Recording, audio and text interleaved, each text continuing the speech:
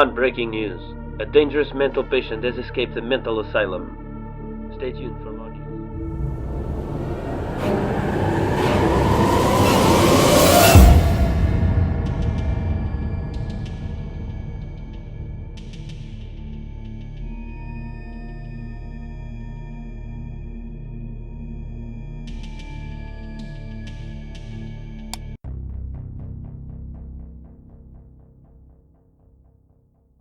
I stood there, listening to them sing another Christmas carol. Even though the moment may look joyous, it was anything but. My body was trembling and I was overcome with horror at what I was witnessing. For you see, the Christmas carolers, who are standing in front of my doorstep, had all died last year. A drunk driver had hit their vehicle, killing himself and causing their van to roll over. Every single member of the singing group was killed. But here they are, a year later, all standing in front of my doorstep, singing. I didn't know how this was possible, but I didn't care. Even though I was scared beyond belief, I had to stay strong. The reason I hadn't run back into my house after recognizing who they were was because my daughter, Sally, had come out to greet them. Not only that, but she had decided to stand among them to join them in singing. I have no idea what their intentions are with me and my daughter. At the moment, all they seem interested in doing is singing Christmas carols. But nothing about this makes sense. Nothing about this seems right. I had an overwhelming feeling of dread. Even though I wanted so badly to run and hide, I had no choice. I had to stand there and take it. I had to look after my daughter. I had to protect her. The thought of just quickly grabbing my daughter and escaping had crossed my mind, but I had no clue what these things were capable of. I didn't want to provoke them.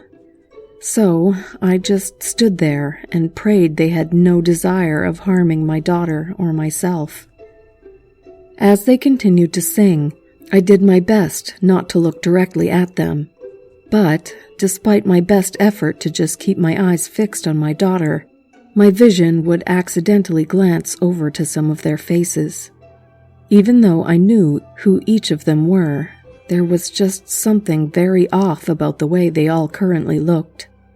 Most noticeably was how it seemed like their eyes were devoid of life. I tried to hide the look of terror on my face, but I couldn't help it. My body and hands shook the entire time. Not only were their appearances disturbing, but the sound of their singing also started to grow more and more unsettling. Sally, of course, had no knowledge of what I knew. For all she knew, they were just the same Christmas carolers that would sometimes stop by our house. The sight and sound of the dead carolers started to overwhelm me. I just wanted it all to stop. However, I was also overcome with fear at the thought of what they might do as soon as they finished singing all of their songs. But just as they ended the last song, they all just stood there in silence, looking straight at me. One of them soon rang a bell, and without warning, they disappeared into the cold night air. Sally looked around and stood there confused, but I didn't waste a moment. As shocked as I was about what had just transpired, I quickly grabbed her before retreating into the inside of our house. I didn't call anybody that night. How could I explain it? I didn't sleep that night either. A few years have passed by. I have not seen the carolers since that night. But every now and then during the holidays, I would hear the sounds of what seemed like the carolers singing. But even when I would conjure the courage to look outside, there would be nobody there.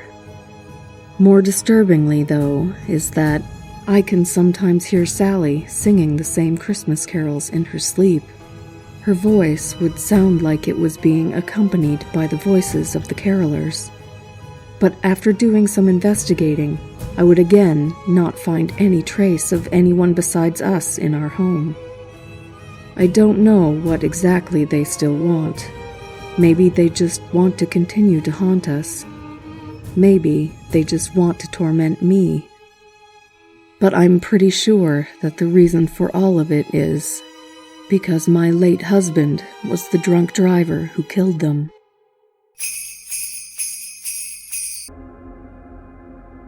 I have agoraphobia, which is the fear of going outside. It's unfortunate, considering my house is haunted. Shortly after I started screaming and banging for help from within the coffin, I heard the digging start. That would have been a relief if it wasn't for the fact that the digging was coming from below.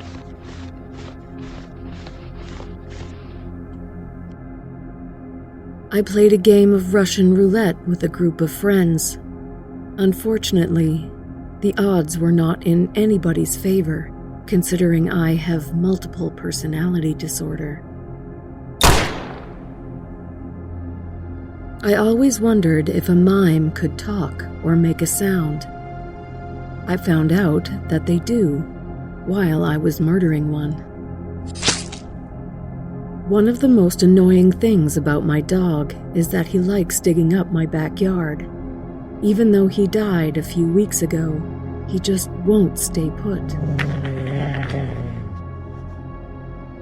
Every time people come to my house, they ask me if I got a new painting.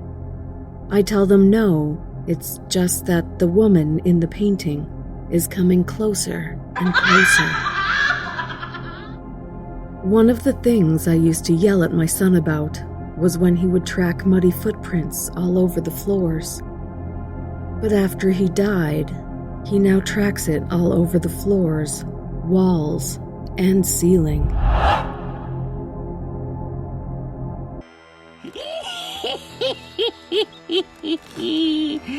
I'm back. It's been a while and I'm in the mood for some M&Ms. A little mayhem and murder.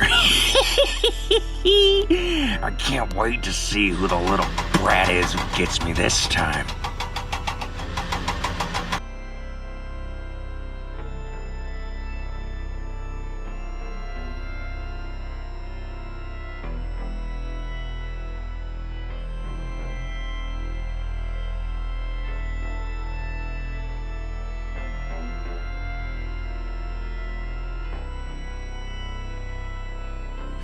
I'm a killer gift.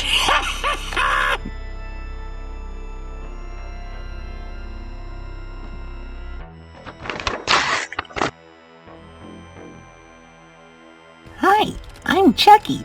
Wanna play? What the?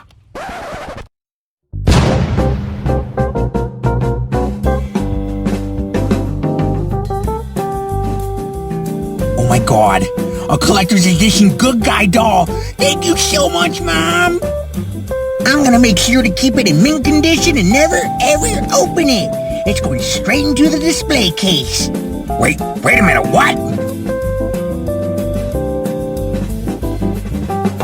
No!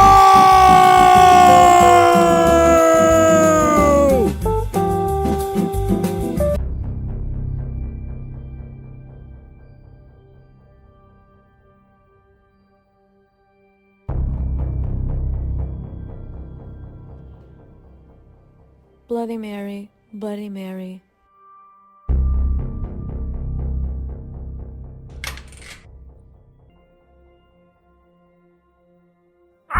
Bloody Mary!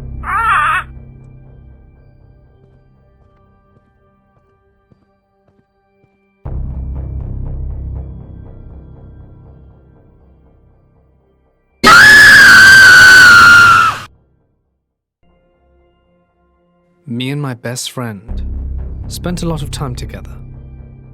He comes to my house frequently. We play games and watch videos on the internet. Usually we don't get in trouble, but we do sometimes get bored. The other day I told my friend I wanted to go on the dark web. Everyone was talking about it. I wanted to check if the rumors were true and see if we could find creepy things that everyone talks about. My friend was a little scared, and I must admit I was a bit nervous, but also curious, and had to see for myself. We get it all set up, ready to start. I scroll through pages with a few links. They had everything here. Hitman for hire, access to credit cards, fake IDs, you name it, it was there. And after a while we started to see some creepier things, and came across one that I wish we'd never touched.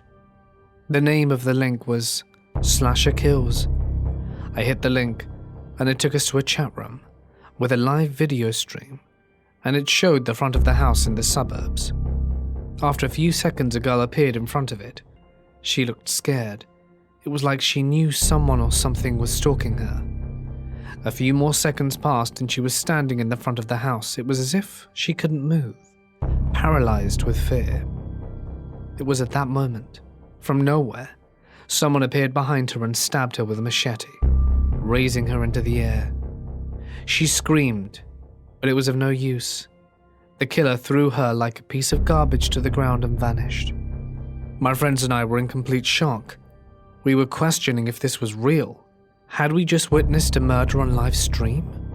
The chat room was being flooded with messages from other users, but they were celebrating, enjoying watching some poor girl be murdered.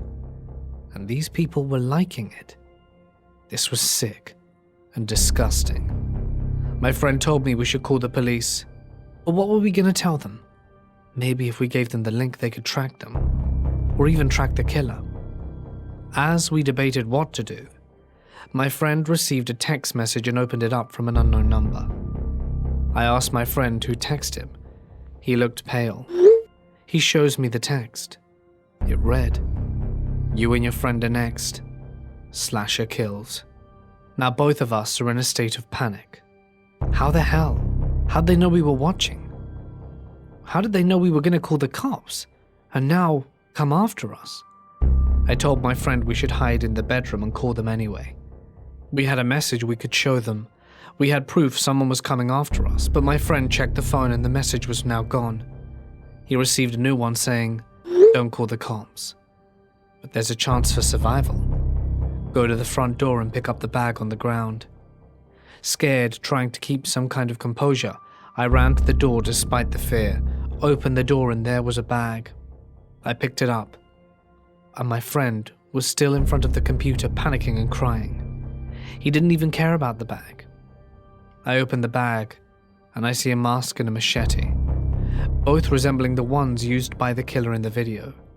Not only was I terrified, but I was also confused. Why did they leave this here? Then I received a new text. Put on the mask and pick up the machete. You know what you have to do. It's the only way. What? Are they expecting me to kill my friend? I received another message. This one read, "If you don't do it, someone will kill you both. If you want to live, this is your way out." I can't describe how I feel at this point. I feel like I was just punched in the stomach several times. But also my survival instinct was kicking in. I want to survive. And if this is the only way to do it, I know what I must do. So I put on the mask and grabbed the machete. It's time.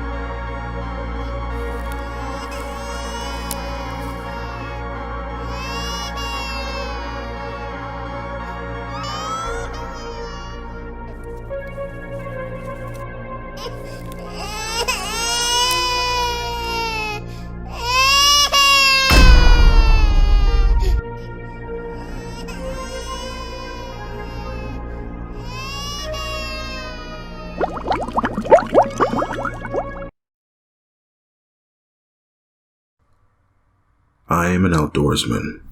Always have been. Also, there isn't much to do where I live, besides going into the wild. Don't get me wrong, I love it. But it would be nice to have some other options. Anyway, as I was saying, last week, I was having beers with my best friend in our backyard, having fun and telling jokes to each other. Then, on a more serious note, he asked me if I knew about the Dogman. I told him yes.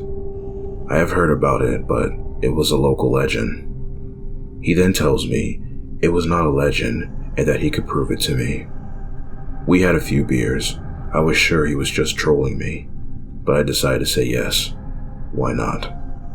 He told me he would meet me tonight with hiking gear ready. I asked him why we had to go at night. He answered, "There's no other way to see the Dogman. Also, get your rifle ready. We might need it." I said yes. I also didn't want to sound afraid. We were probably not going to find anything. Night came. We started the hike directly from my backyard, as it leads directly into the woods and connects into the massive forest area. While walking, my friend tells me a story about this Dogman, and the first time he saw him. He was night fishing in a lake not far from here, alone, until he spots it in the distance, on the shore, a shadow. In the beginning, he thought it was some guy, just staring. But it couldn't be. It was too big, and the shape didn't look like a man. So he quickly aimed his flashlight at it, and it ran away. But my friend got a glimpse of it. It wasn't a man. It had fur from head to toe, but it ran on 2 legs. Now, I know my friend for years. He never told me this story. I asked him why he never told me this, and why tell me now. He said he didn't know how to tell me this, and he didn't want me to think of him as crazy. But also, he couldn't hold this much longer. He needed to tell someone. I told him it was a story hard to believe, but I think he was right. He did see something on that shore, but it could have been a bear or something else. The night can play tricks on you. Anyway, we arrived at the lake area where he saw this creature. We put the gear down and waited behind some bushes. We tried to move very little. Every noise could scare animals off and reveal our position. But after 1 hour of nothing, my friend tells me it is time to change our position. But this time, each one of us in a different place. I didn't think it was a good idea to separate, but I agreed. He was the more experienced hunter from both of us. I slowly moved to a different place. When I reached my new position, I could see my friend also relocate. He was now on the far side opposite to me. I was the one closest to the lake, and he didn't have to wait long. When I started to hear something from behind me, footsteps approaching. Slowly and closer, I kept hearing them, passing right in front of my bush. I knew it wasn't my friend. He was too far away. But all of a sudden, the footsteps stopped, right in front of me. Those were a few seconds of horror. I didn't know if I should have peeked and see what it was, or just stayed in hiding. The choice was done for me, as I felt an arm grab me and throw me in the air. When I landed on my back, I was sure something was broken, because I couldn't move, except my head and right arm. I tried to get up, to look forward and to see what it was, and here it was. A creature standing on 2 legs, looking at me with terrifying eyes. I was for sure gone now. Couldn't move. I was easy prey. The creature got close. This was it. The end. But from nowhere, I heard shooting. My friend, of course, was shooting at the creature. I raised my head to see it, and it was gone. My friend quickly came and helped me. He stood guard till morning and went for help. After a few hours, we were rescued by park rangers, and they took us to the hospital, where I was treated for a broken leg and a twisted ankle. That was the last time I was in the woods, and I don't think I could come back again. Also, I'm afraid of the creature caught on my scent. It will be back to finish the job.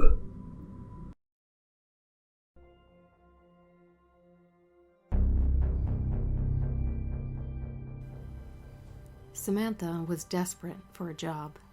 With rent coming due and other bills piling up, she knew she had to take any kind of work that was available. That's what led to Samantha working overnights at a 24-hour convenience store. While it wasn't Samantha's ideal job, she knew she couldn't be choosy. The thought of working alone some nights was definitely a little concerning, but she soon realized that it wasn't too bad. Sure, there were weirdos and drunks that would come into the store here and there, but for the most part, the clientele for that part of town was okay. In fact, it was a little boring and uneventful most nights. When she wasn't stocking the shelves and doing other work around the store, Samantha would pass the time watching YouTube and doing other things on her phone. On Halloween night, Samantha was scheduled to work overnights with a coworker. But unfortunately for her, her coworker called in sick, and there was nobody else available. As much as Samantha didn't want to deal with all the weirdos and drunks that might be coming into the store in costume, she needed the money. Her shift started out pretty normal. A couple people in costume came in here and there, smelling of booze, some rowdy, some too drunk to wear their costumes properly. The night was actually going smoothly with no issues. After a while, the traffic in the store started to die down significantly. Samantha figured it was time to relax a bit and watch some videos on her phone. But it was at that moment when two men in masks came into the store. Samantha greeted them with a hello, but got no response. The two men just stared at her before walking to the beer aisle. Samantha thought the two men looked a little sketchy, but decided to just go back to watching videos on her phone.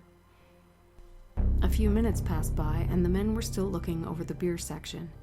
Wanting to keep an eye on them, Samantha watched the men closely on the security monitor on the counter.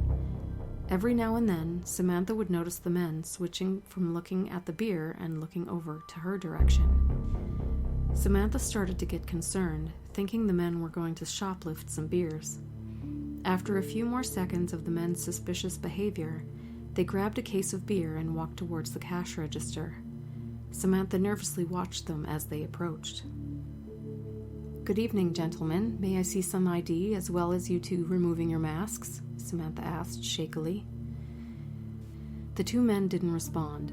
They just looked at each other before one muttered the words, "She'll do. Let's do it." The masked man then dropped the case of beer on the floor, shattering the bottles, as he jumped over the counter. Samantha screamed as the masked man grabbed her and brandished a large knife. He pressed it against her neck. "Shut your mouth. Do as I say or I will cut your throat open," the masked man growled. Tears fell down Samantha's cheeks as the masked man guided her from behind the counter, seemingly to drag her to the back room of the convenience store. "Lock the door," the masked man yelled to his friend. The other masked man starts to walk towards the door, but just as he's about to lock it, a police officer walks into the store. The police officer is shocked at the sight in front of him. He quickly draws his gun and aims it at one of the masked men. "Drop the knife and get on the ground," orders the police officer. The masked man quickly complies as he throws his knife and lays on the ground. The officer then turns his attention to the other masked man, who has his knife on Samantha's neck. "Drop the knife and let her go now," the police officer orders. "You drop your gun or I'm slicing her open right in front of you," shouts the masked man, hints of fear resonating in his voice. "If I even see a little blood, I swear to God I will fucking unload so many bullets into your head you'll have to be buried with a mask," the police officer yells. Okay, the masked man desperately responds. "Don't shoot." The masked man throws the knife away and lets Samantha go as he lies on the ground. Samantha runs over to the police officer. "Now you two stay on the fucking ground with your hands where I can see them. Don't give me a reason to start shooting," says the police officer. The cop then leans over to tearful but relieved Samantha. He whispers to her, Go somewhere safe and call the cops. Hurry. I don't understand. Use your radio and call for backup, Samantha whispers back. The police officer nervously responds, I can't. I'm not a real cop. This is a Halloween costume, and this is a fake gun.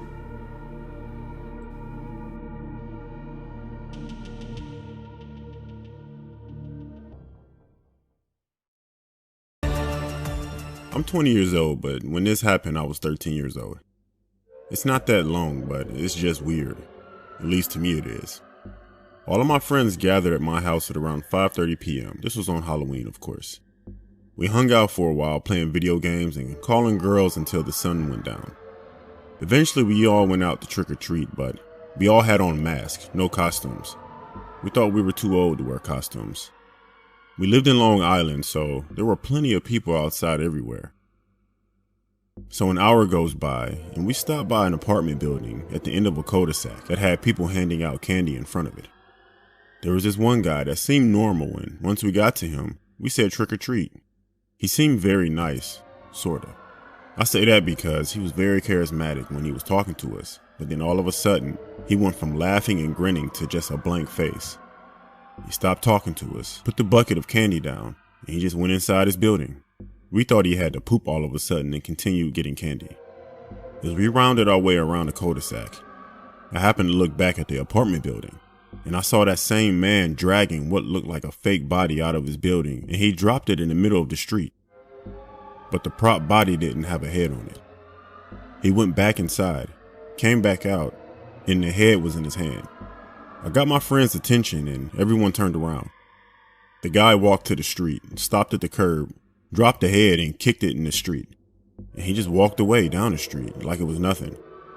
My friend yelled out, Cool props, bro. The man stopped walking for about 2 seconds, then continued to walk. It was weird because he never looked back. He just stared at the ground. People were walking past the prop. We all walked over there, and we were amazed at how real it looked, and we continued to walk down the street. A car was pulling out of one of the driveways, but the prop was in her way. The driver got out and attempted to move the prop that was in her way. Then some kids around our age went to go help her because she was struggling. One of the boys went to pick up the body prop and immediately dropped it. At the same time, one of the other boys went to pick up the prop head and yelled out, What the fuck is that? As he simultaneously threw the head. Everyone started screaming and running. A grown-up walking with her kids went up to the head, poked it, and stepped backwards, covering her mouth with her right hand, as her eyes widened to the point where they looked like they were going to pop out. So someone called the cops. We found out that what we thought was a prop was actually real. The name of the woman was Patricia Ward, and the man we saw was her son who lived with her. His name was Derek Ward. He was found not too long after that. He was dead. He jumped in front of a moving train. Looking back on it, I'm guessing what we witnessed prior to what he did to his mother was the moment that he snapped.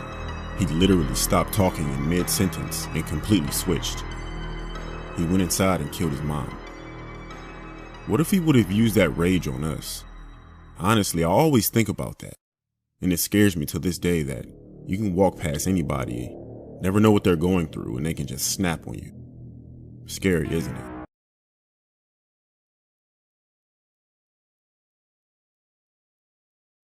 With hunting season arriving, David was more than excited to get things started. Deep into the forest, David sat on top of a hunting tree stand, high above the ground, with his bow in hand. He has gone bow hunting for deer many times before, but this was a new location. His other spots hadn't been so great the previous few years. While he's killed many deer in the process, none have been to his liking, so he figured he'd try a new spot in hopes of bagging a trophy buck. The day, unfortunately, had been uneventful so far.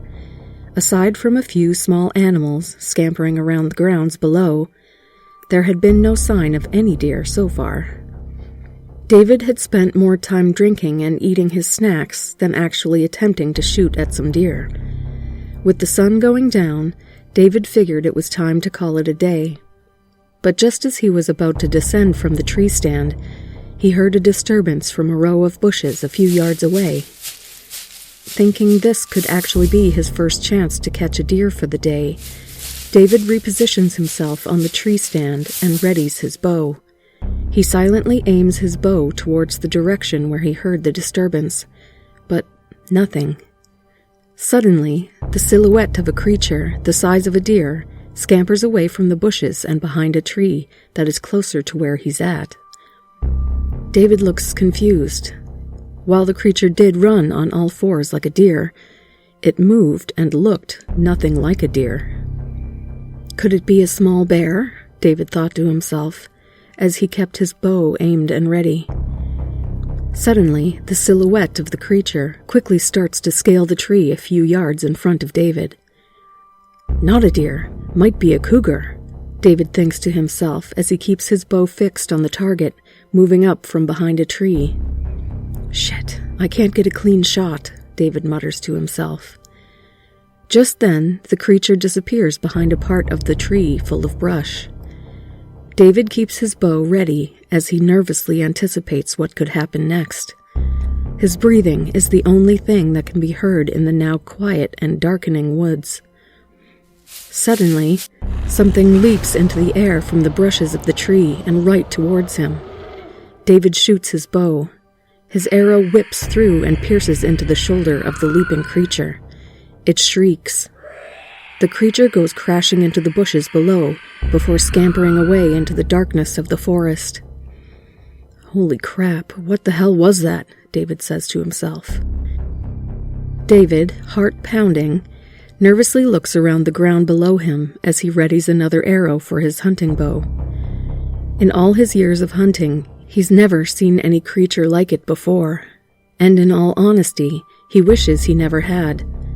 Moments go by with nothing but the sound of David moving about the tree stand and actively surveying the grounds below.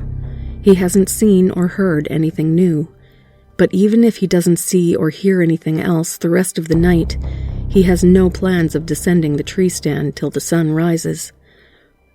But just as David thinks the rest of the night might be uneventful, the creature scampers right towards David's tree and starts to climb it. David has a hard time aiming at it since it's climbing the backside of the tree, almost clear of David's aim. As the creature continues to ascend the tree towards him, David manages to position himself just enough off the side of the stand to aim at the creature. With the creature being just several feet away from him, David is finally able to get a good look at it. It almost looks like some kind of weird mix of a humanoid creature and a sloth. Big black eyes, a mouth full of teeth, long neck, and razor claws on its long dangly arms and legs. David is too overwhelmed with shock at first to shoot, but he quickly snaps out of it, and he shoots at the creature. The arrow slides across the back of the creature, causing a long, bloody gash. In severe pain, the creature lets go of the tree and crashes into the bushes below, just before it scampers right back into the darkness of the forest. With his adrenaline still pumping, David is able to compose himself enough to ready another arrow. While still in shock at what he is witnessing, David is relieved that he was able to successfully foil another attack. Moments go by with no signs of the creature. The more time goes by with no disturbance, the more confident David gets.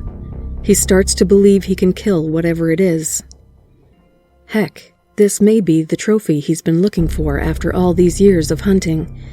Brimming with confidence, David yells towards the forest. "Come on, where are you? Is that all you got? I'm right here, come and get me." But just as a smile of cockiness forms on David's face, a thunderous roar greets him. In front of him, coming from the darkness of the forest, David sees what looks to be a tree moving towards him. But the closer it gets, David realizes it's no tree.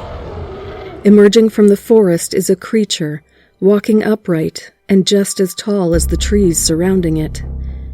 From the hunting stand perched high above the ground, David stares at a creature. It has the same features as the previous one, with this one being much larger. David aims his bow at the creature, but before he can do anything else, the giant creature's claw swipes at the hunting stand, causing everything to come crashing to the ground, including David. Injured and covered in blood, David tries to crawl away, but before he is able to cover a few feet in distance, he is greeted by the smaller creature. Just as David is about to grab a knife from his belt, the creature pounces on him and starts devouring him. David screams as the larger creature looks on like a proud parent.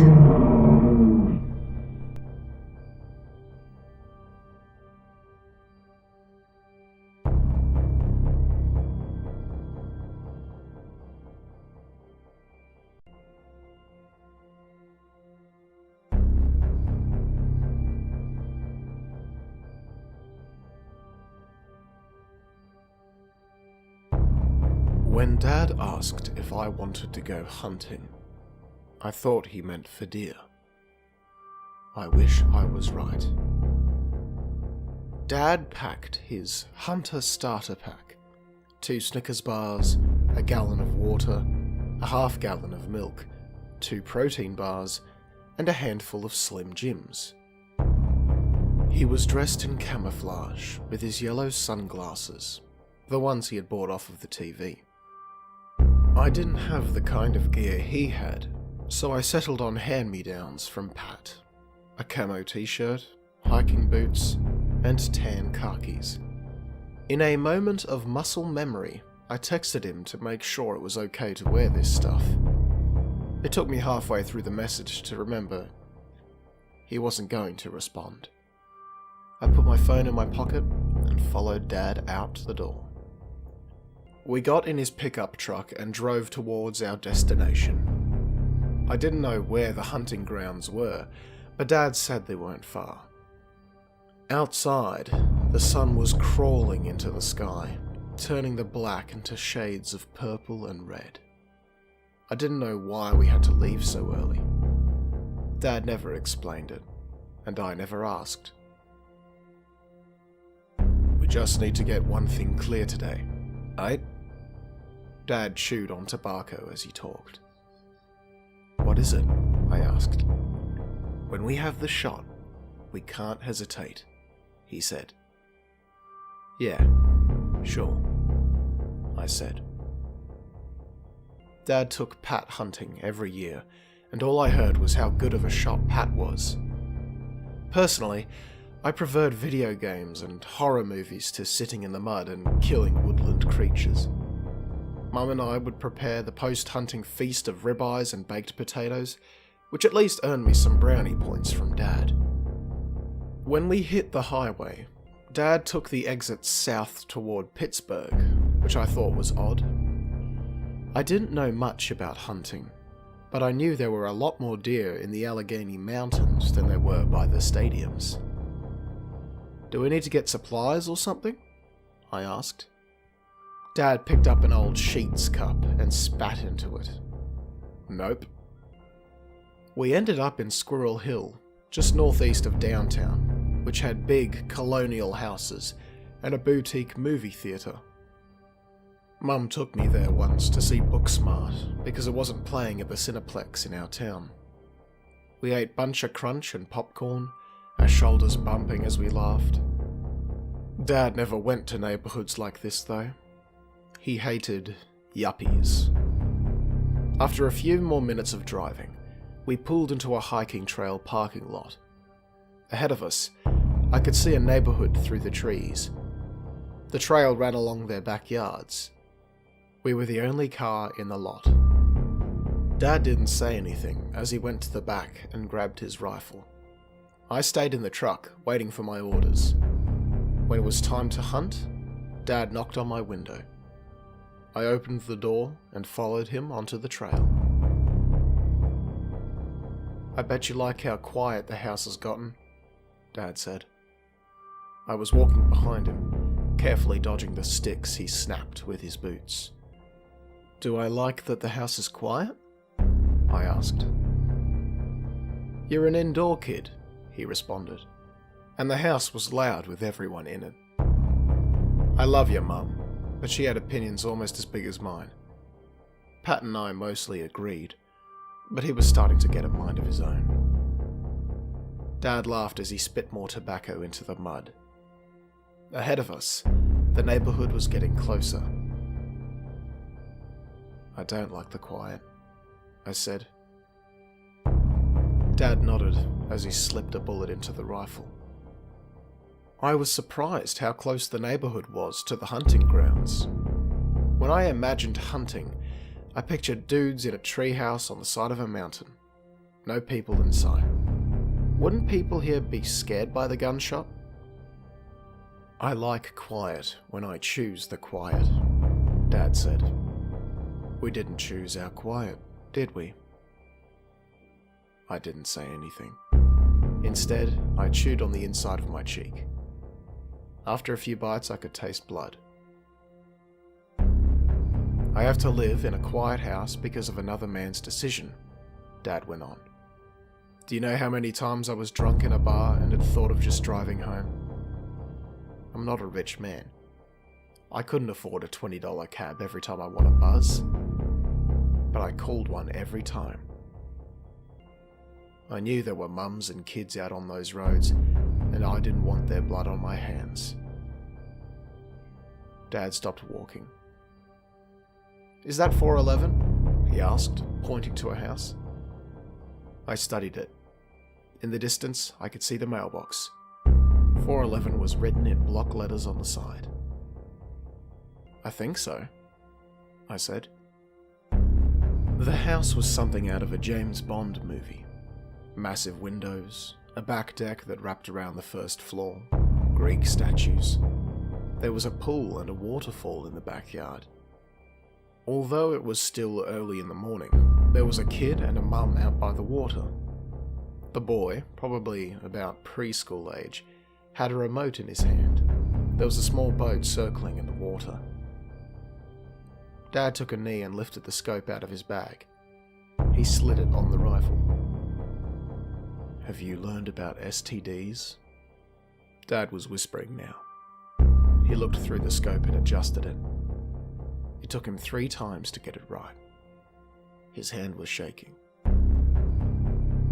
"STDs?" I asked. "Diseases with crazy names, getting passed from person to person," Dad said. "You have a fun night with a girl and wake up with a fist-sized lip? You know about those, right?" I nodded. I looked back at the woman and kid. She was kneeling down next to him, rubbing his shoulder. She had this big smile on her face. Like this kid operating the boat was the greatest thing to ever exist. She reminded me of Mum. "You know about that?" Dad asked. He was lying on his belly in the mud now. The rifle was pointed to the house, with the waterfall pool. "Know about what?" I asked. "How diseases can transmit between people." He was getting frustrated. "Sure, yeah. Why?" "Pain is like an STD," he said. "People give it to each other. If you have a lot of pain in your life, you need to be responsible. Transferring pain to someone is never innocent." Sweat broke out on my forehead. I didn't like the way Dad was talking. It was the same way he talked when he got the news about Mum and Pat. "Where are the hunting grounds?" I asked. Dad cocked his rifle. "The man who owns that house gave us a lot of pain," he said. I looked back through the trees. The pieces were coming together. "No, Dad," I said. "We need to go home." "Did you know that he left the hospital after 2 hours?" "What?" "Mum and Pat are sitting dead in a car and he's skipping home to his family," Dad said. "He only had a couple of bruises." Dad pressed his eye against the scope. "We need to redistribute our pain," he said. I never went against my dad. He and I didn't have the best relationship, but there was a silent understanding between us. Stay out of my way, and I'll stay out of yours. But there was nothing to be understood here. Dad took a long, slow breath. As he exhaled, I dropped down and shoved the rifle's barrel into the dirt. "Hey!" he barked, pushing me back. "Let's go home," I said. "We don't have a home," he said. Dad turned on his side and kicked me. His foot landed hard into my stomach, sending me back into the mud. "Please don't do this," I said. I tried moving closer again, but it hurt too much. When I breathed, I could feel the sharp edge of my rib puncturing something. It took short, wispy inhales, like a wounded animal. Dad didn't look at me. He kept his focus on the woman and child. "This is for you, baby doll," he whispered. The sound of his rifle echoed through the forest. I closed my eyes and buried my face in the mud. As the ripples of the blast softened, I heard a splash. I lifted my head out of the grass blade by blade. The remote-controlled boat was still doing circles. The woman was looking into the pool, her eyes as wide as dinner plates. She stood quiet for a moment. When she finally screamed, her eyes didn't change. The only thing that moved was her mouth. It dropped open like a nutcracker's. The sound she made was raw and cavernous. As the boat slowed to a stop, the water under it turned purple, then brown, then red. Dad took his face away from the scope and cried. It wasn't the way he cried at Mum and Pat's funeral. Those were back straight, tough guy cries. These were different. He wept like a kid who didn't get the right toy for Christmas. Then, as if hypnotized, Dad stood up, wiped the dirt off his overalls, then walked back towards the car. I watched him walk down the path, his posture caved in. I wanted to run up and grab him, tackle him, punch in those stupid eyes.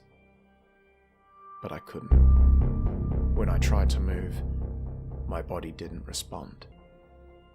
The woman's cries echoed closer to me, as if I was the god she was begging to. I wanted to vomit. I didn't know if Dad's pain went away.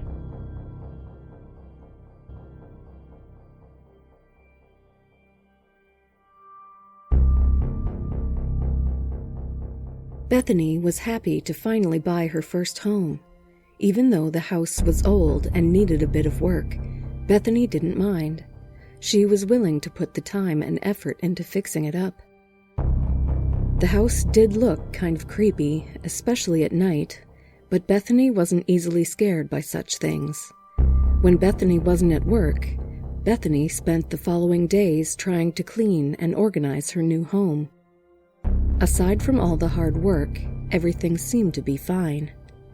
However, little by little, Bethany started to notice a few odd things. Dishes that she was sure she had put away would be missing. Some small articles of her clothing would all of a sudden be hard to find. Even some of her furniture looked like they had been moved. Picture frames that were hung by a nail to the walls were sometimes found on the floor, damaged. Bethany just figured a lot of these issues were just due to her being exhausted. But as the days went on, things seemed to get even weirder. She was hearing sounds she couldn't explain. There would be what seemed like scratching and loud bangs coming from the walls and ceilings. Maybe they were just the sounds of rats or old pipes, Bethany would think to herself. But there were also sounds that were more difficult to explain. Sometimes she would hear what sounded like somebody talking or breathing heavily, coming from the walls and ceilings. Many nights, while in bed, Bethany would also hear what she thought were the sound of footsteps around the house. Thinking there might be an intruder, Bethany would bravely investigate the noise, only to find no one and nothing out of the ordinary. Again, Bethany just brushed it off as a product of her being exhausted by the move. But just as Bethany thought there was a rational explanation for everything she was experiencing, that's when things started to escalate.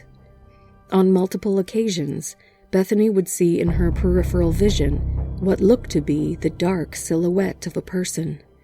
And during one night, while watching TV, Bethany sees what looks to be a dark silhouette of a person peeking from the corner.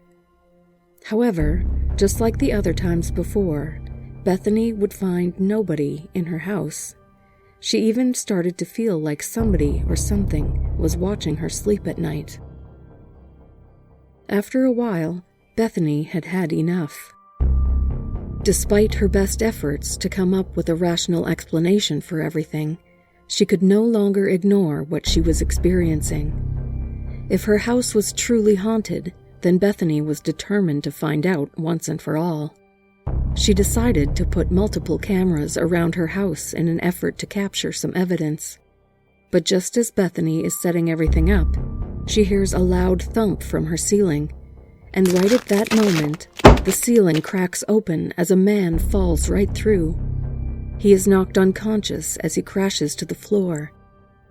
Even though she is shocked, Bethany is able to quickly call the cops. Later that night, as the medics take the unconscious man to the hospital, one of the police officers on the scene informs Bethany about the intruder. He's a homeless man with a history of mental problems, the officer tells Bethany.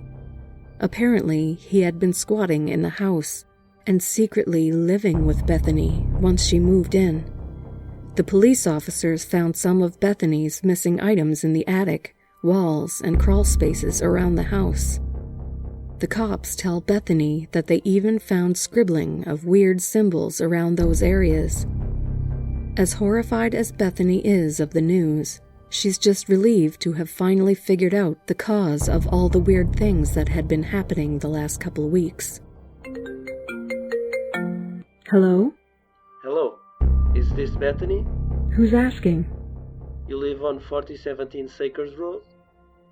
Look, I know I'm the last person you want to be talking to, but I just wanted to tell you how sorry I am about what happened. I just got out of coma and, You shouldn't be calling here. If you call here again, I'm going to call the cops and press charges this time. Listen, I'm calling you because you need to get out of that house. You're in danger there. What are you talking about? Your house, it's haunted. Maybe you thought it was just me, but it wasn't. There are evil spirits haunting your home. You need to get out. Stop the crazy talk. I found all the devil-worshipping symbols you scribbled around the house. Do you know how much cleanup I had to do?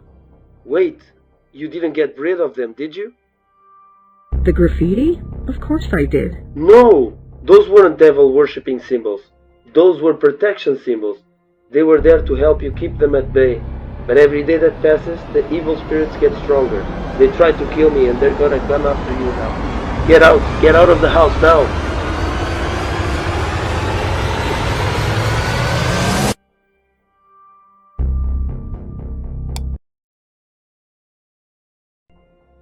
It all started during a camping trip with my friend Peter.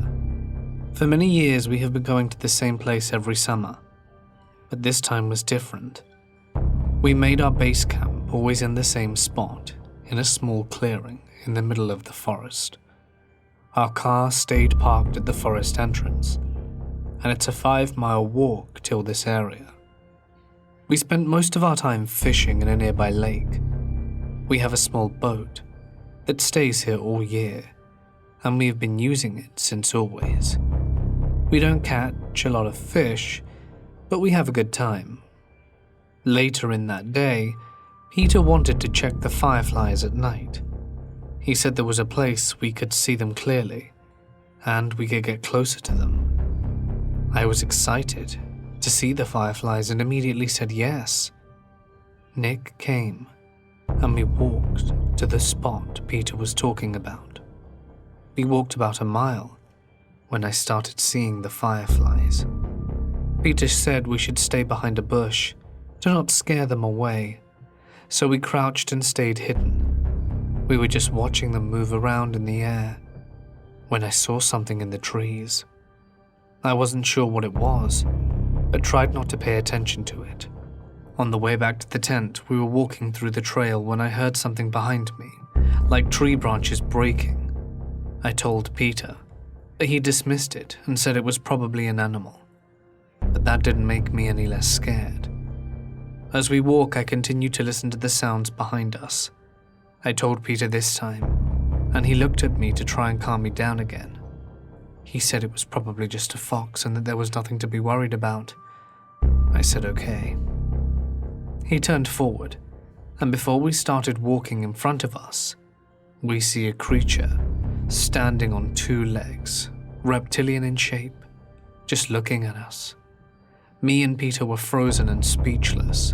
It felt like a nightmare until the creature ran into the trees. We ran as fast as we could to our tents. The only thing I wanted were the car keys. We left everything else behind. We arrived into my car and left. Our things were left there, and we never spoke about this again or told anyone about what we saw that night until today.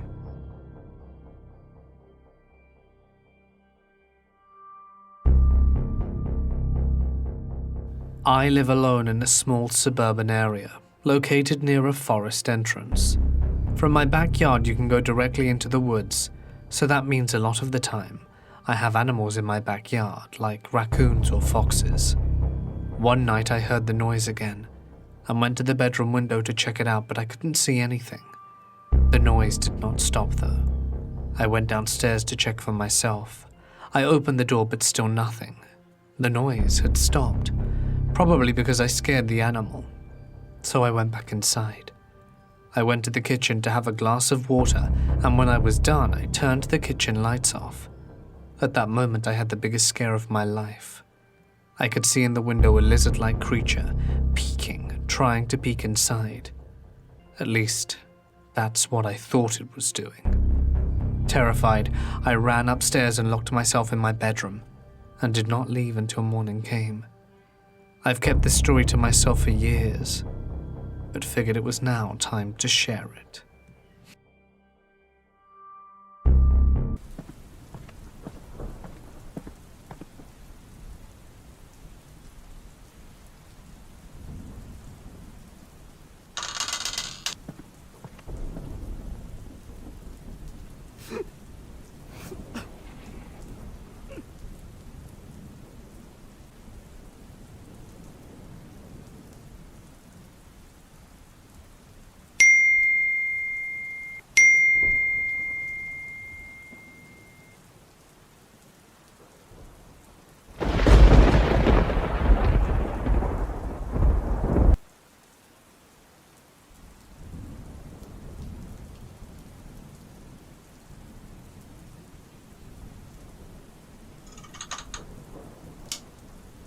Hey, little piggy.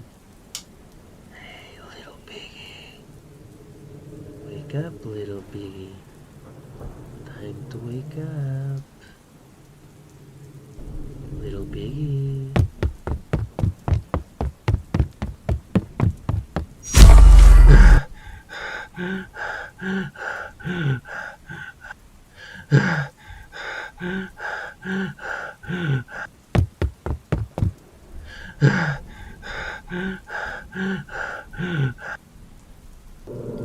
Don't run, little piggy. Don't run. Come here, little piggy. Come here, little piggy! Hey, little piggy. Hey, little piggy. No, no, no, no, no. Don't cry, little piggy. It's time to go to work, little piggy. Time to wake up.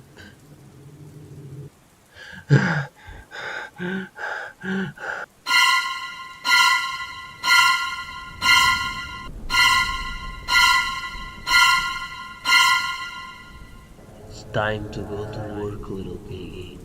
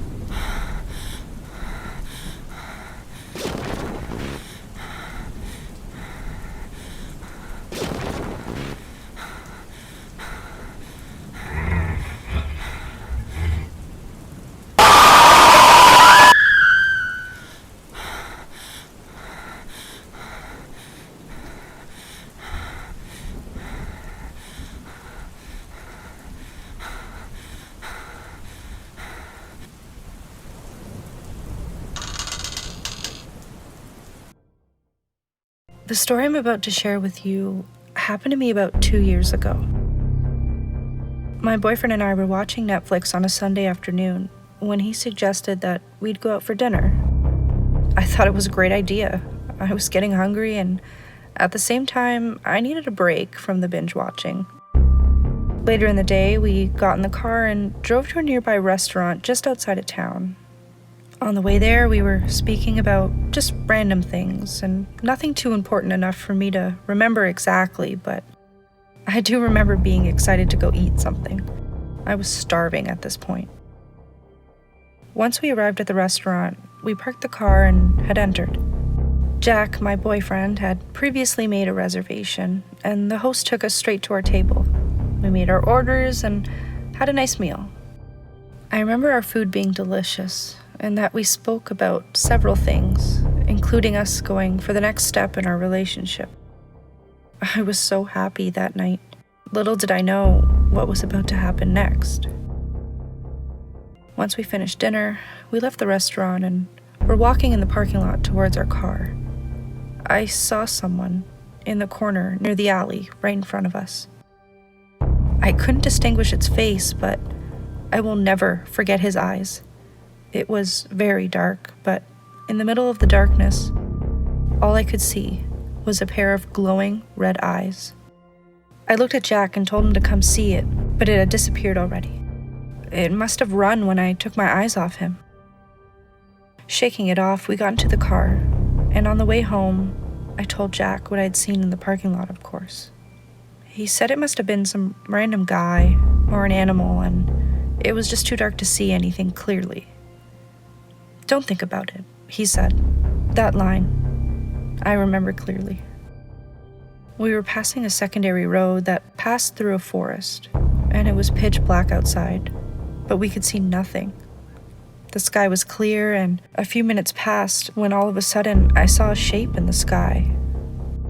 It was going the same speed as our car, but it was far enough away that I couldn't tell what it was. It looked like a bat. At least, that's what my guess was. What bird flies at night? I told Jack to look, and he pulled over to stop the car. We were both staring at it, and without speaking a word, just observing. He then tells me that it had to be a bat or a bird, something that could be explained. We debated what it could have been, but in the end, we just weren't able to reach a conclusion. So Jack started the car and turned on the lights. But in that moment, right in front of the car, we saw the shape of something bigger than a man, but with wings, and it suddenly just disappeared into the sky right after we turned the lights on. We were terrified. "What was that thing?" I asked Jack, and he was stunned. I told him to take me home immediately, and I didn't want to be on that road anymore. Not with that thing out there. Just as Jack was about to start the car, we heard something heavy hit right on top of us. We knew it was heavy because we could see the dent that it had made. Jack took out his 9mm from the glove box and tells me to stay inside of the car and just to call 911. I told him not to leave and just to drive home, but he didn't listen. So we left the car and I called 911. Not long after he left, he told me that there was nothing on top of there. It was just a big dent. I told him okay and just to wait inside the car until the cops came. He agreed, and when he grabbed the door handle, something at a high speed took him flying away. I could see for a brief moment, but then they just disappeared. The only thing I remember was hearing Jack screaming while that thing was taking him away. I was powerless and frozen inside the car, and shock just took over me. When the police arrived, they took me in. They tried to help me with a blanket and some coffee, but when I started speaking, I told them what happened. Of course, they didn't believe me and what I was saying. They just thought some random person either took Jack and left me there, or Jack just ran away. The police couldn't find any leads and just assumed that he'd run away. The case was closed, and to this day, Jack was never found. The local folklore speak about a creature called called the Mothman, and the description matches what I saw that night. I will never go into the woods again. One rainy day when I was driving home, I came across this man who was walking. As I'm approaching him, I debate with myself if I should give this man a ride or not. It can be dangerous because you never know what can happen. But in the end, I decided to stop and ask him if he needed a ride. When I stopped, I looked at him and my first thought is, poor man, soaking wet, dirty clothes, and with a face of someone that just lost everything. So I asked him, "Can I give you a ride, sir?" Which he replies, "A ride downtown would be appreciated." I told him of course, and he got inside. When he entered the car, he didn't say a word. I tried making small talk, but he wasn't answering. He just sat there looking into the void. After a few minutes, I asked him if he wanted to eat something. It was late in the night, but I could pass my house and make something for this man. I had established at this point that this man wasn't dangerous at all. He looked skinny and frail. The man answered, "Yes, please. I haven't eaten in a few days." It didn't surprise me. I told him I would prepare something to eat, then I would arrange a place for him to sleep. When we arrived, I took the man to the kitchen. I told him to sit down and I would prepare something for us to eat. He sat down and I went into the fridge and I saw what I could do for the both of us. I was actually hungry too. But when I looked back to check the guy again, he was already gone. I couldn't find him anywhere. I had checked everywhere except in my basement. Usually my basement door is always locked, but for some reason this time it wasn't. So I made my way down the stairs and I see him standing in the middle of my floor, looking at me at the bottom of the stairs. I approached him slowly. Couldn't see his eyes, but he held an aggressive posture facing me. He then says, "It was you." "I don't understand," I said. At that moment, he shows me a necklace and says, "This was my wife's, and I found it here.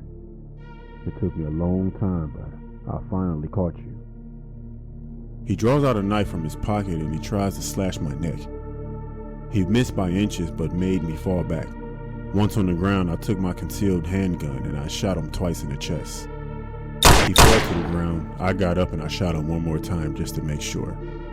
And then I tell myself, I need to be more careful. You see, the thing is, I've done some messed up things in my past, and this guy pretty much caught me. I guess I robbed his wife or something, but I couldn't let that situation unfold. I'm not going back to jail.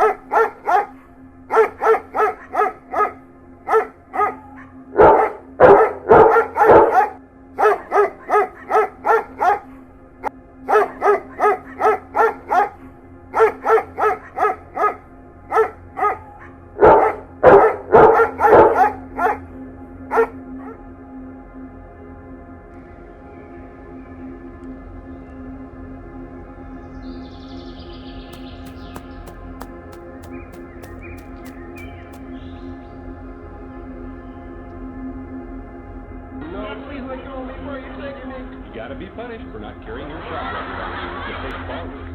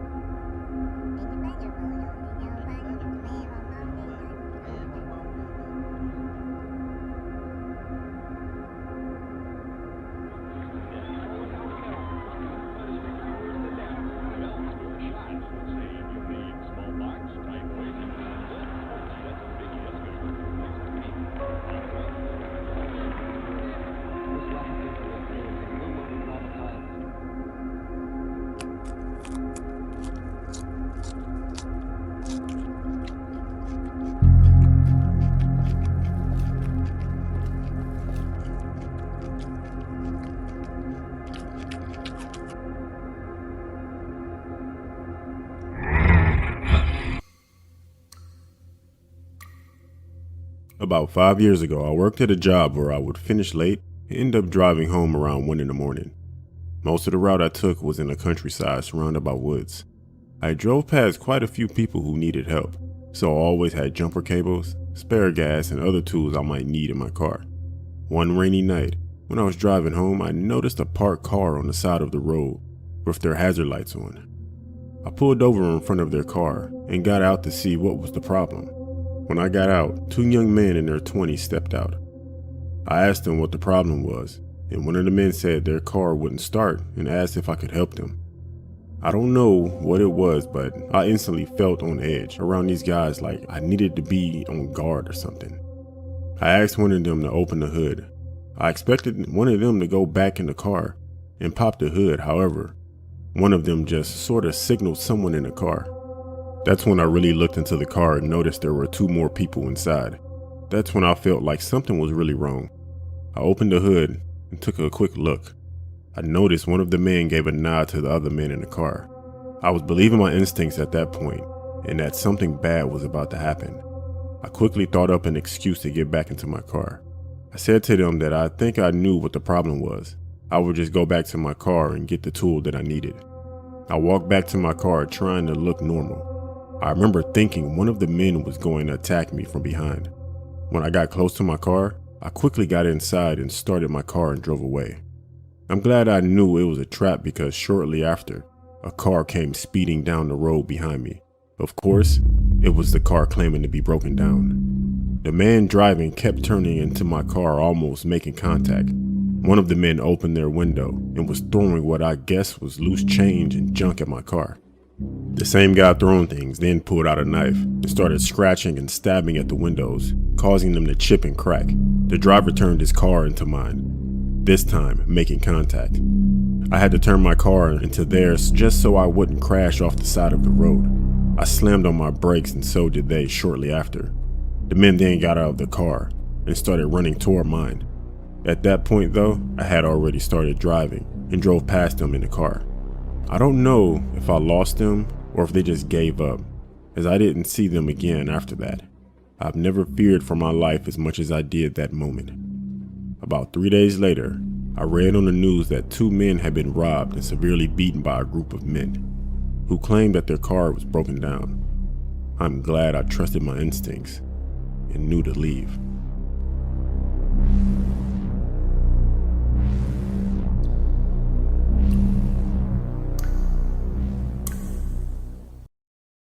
This story happened a long time ago when I was in my late teens.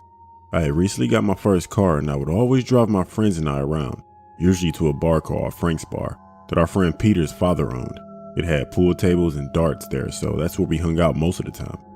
One night, like most nights, I was driving some friends to the bar. During the drive, a man started driving close to my car, beeping his horn and trying to overtake me. One of my friends said to not let him over in order to annoy him. I didn't let him pass. My friends and I laughed at the man's frustration. For some reason, the man slammed on his brakes, nearly crashing into a barrier on the side of the road. We continued to laugh. Then we arrived at Frank's Bar. We had dinner, played pool, and had a few drinks. As Peter's dad owned the bar, we would always stay late past closing time. My other friends had left a little earlier that night, so it was just me and Peter. It was midnight when I decided it was time to head home. I said bye to Peter and his dad, and I left the bar. When I got outside, I expected my car to be the only one in the parking lot, but there was another car parked near mine. A man was standing outside his car, sipping on a liquor bottle, watching me. I knew right away it was the man that nearly ran off the road. I kept my head down, trying not to make any eye contact, and I got into my car. When I got in and started my car, so did the man. I drove off down the road, and so did the man following me close behind. I barely got down the road when the man started aggressively tailgating me. He drove up beside me, waving his hands at me. It looked like he wanted me to pull over. I wasn't going to, and I continued driving and looked away.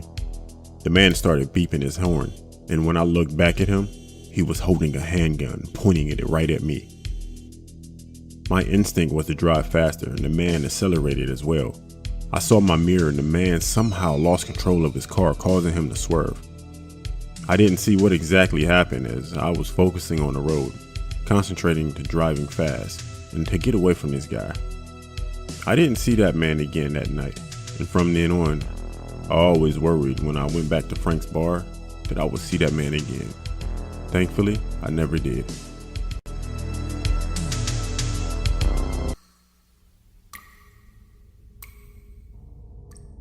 This story happened about 5 years ago. My dad had recently retired, and we had always talked about touring the United States. We bought a third-hand RV and began our road trip around America. We were about halfway through our journey, and so far we had no problems and enjoyed all the places we visited. The RV had a few problems being third-hand, but nothing too serious that we couldn't fix on the side of the road. We were driving late in the evening around 10 o'clock when the RV started to make noises. That was usually an indication to us that we needed to get out and make a few adjustments. We pulled into a parking lot next to a bar and took a look, and I suggested that we take a little break and had a drink in the bar. As we were walking towards the bar, I noticed there were motorcycles parked outside, and it actually looked like a motorcycle gang was hanging around. We were in the bar and we had some food and drinks. At one point, I looked around the bar and I noticed two men who were in motorcycle jackets pointing in our direction. The two men approached us and aggressively told us that we were in their parking spot and needed to move. I knew my dad was going to say something, but I interrupted him before he could speak and said to the two men that we'll move our RV. I wasn't going to cause trouble. These men looked dangerous, and there were more outside. We paid the bill and we left the bar. As we were outside, I remember that we hadn't quite fixed the RV yet. I told my dad to wait inside and I will finish adjusting the RV so we could get back on the road as soon as possible. One of the men who approached us earlier asked why we weren't gone yet. I told him that the RV had some problems and I needed to fix it. The man told me in a very stern voice that we better be gone in 5 minutes. He made a point of revealing his handgun as he said this. I quickly finished the RV and we got going again. While we were driving, I heard motorcycles loudly behind us. One bike sped up and got in front of us while the other one surrounded the RV. I didn't understand why they were after us. We did everything they said and they were still harassing us. I knew the men were armed, and if we stopped, we were probably going to get hurt or worse. I told my dad to continue driving no matter what. I tried calling the police, but I couldn't get through. My dad said just to keep calling them until they pick up, so that's what I continued to do. The RV started to make noises again, and it wasn't long before the engine cut out, and we had no choice but to stop. The men got off their bikes and started approaching the RV, but for some reason they quickly turned around, got on their bikes, and drove away. My dad pointed in front and he said, "There's the police." We saw flashing lights coming down the road. I got out on the side of the road just to try to stop the police car, but as it got closer, I saw it was an ambulance. The flashing blue and red lights were enough to scare the bikers away. Me and my dad decided to let it go. We fixed the RV and continued our trip. I'm to this day grateful that the blue and red flashing lights saved me and my dad from probably death.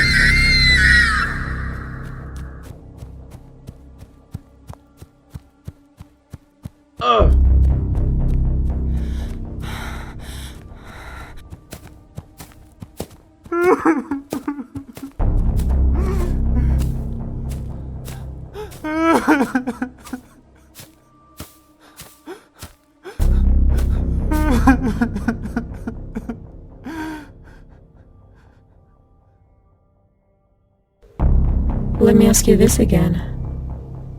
Do you still think I'm pretty?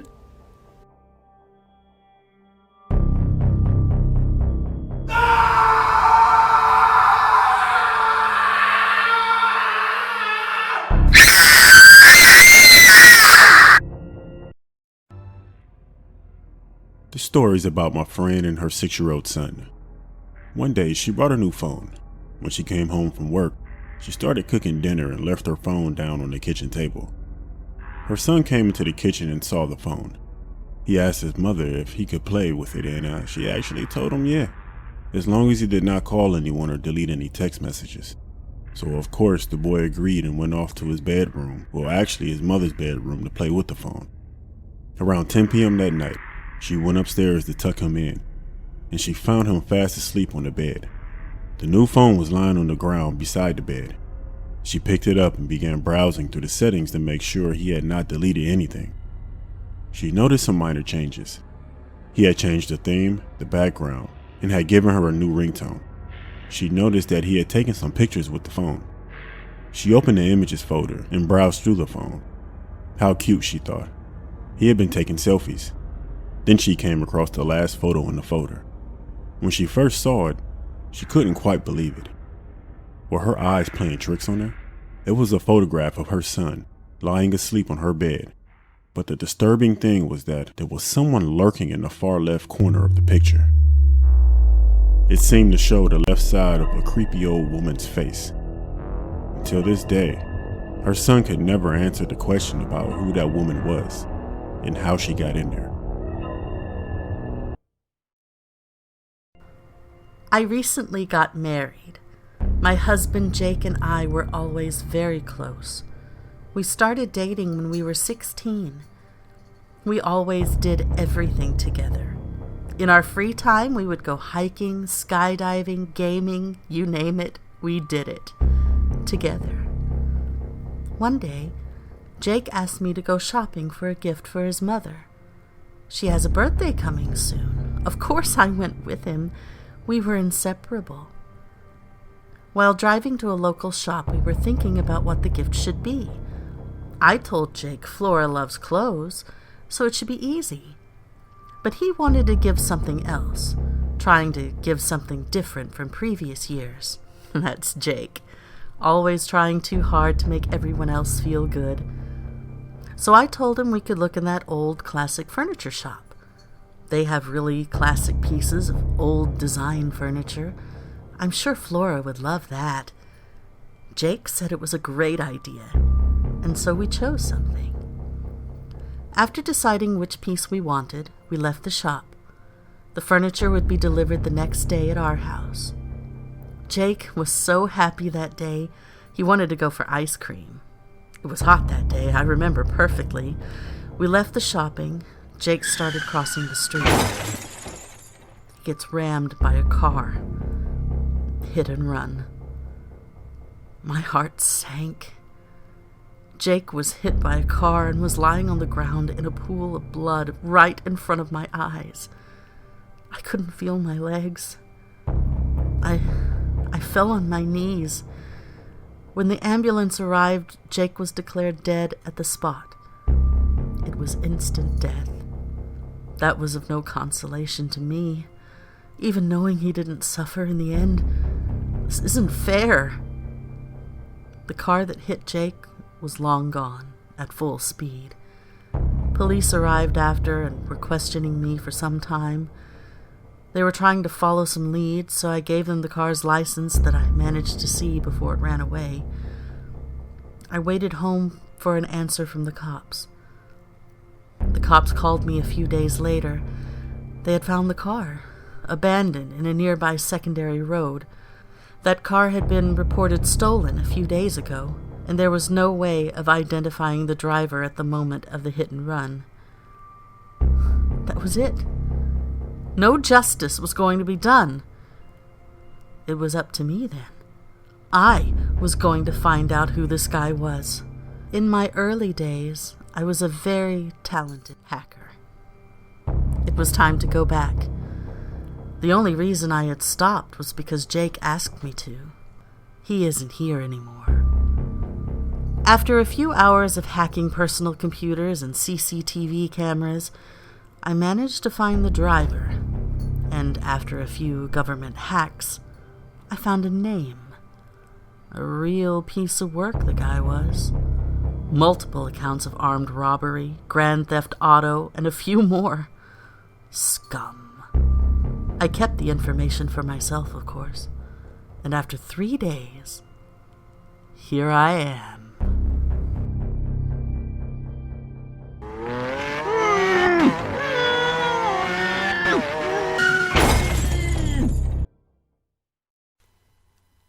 Rogers was part of a skydiving team that was about to perform a stunt for an event. 2 small planes each carried members of the team. In one plane, Rogers sat by the door as he waited along with everyone else as they flew to the destination. Everything seemed to be going well until suddenly a flock of birds hit the plane. The pilot tried to gain control of the aircraft, but in the midst of the chaos, the plane collided with the other plane flying nearby. The next thing Rogers knew, everything went black. Drifting in and out of consciousness, Rogers soon realized that he was free-falling to Earth.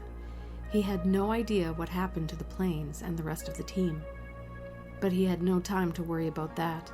Rogers knew that he had to try to pull his ripcord before he went back out of consciousness. Fortunately for him, he was able to, just as he blacked out again. Drifting in and out of consciousness, Rogers could see that he was slowly floating back to Earth. Due to what was likely a head injury, he still couldn't see properly, but he knew he was at least landing on what seemed to be water. He slowly gained control of his parachute and tried his best to glide safely into the water, but just as he was about to land, Rogers could hear the screams of people on the ground below. He didn't quite understand what all the commotion was about. His vision finally cleared, and that's when he was able to finally see where he was at and why people were screaming. In the waters below him swam dozens upon dozens of alligators.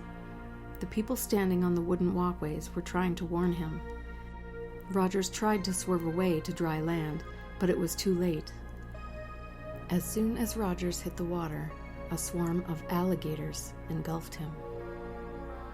The groups of people watched in horror as the alligators ripped Rogers apart.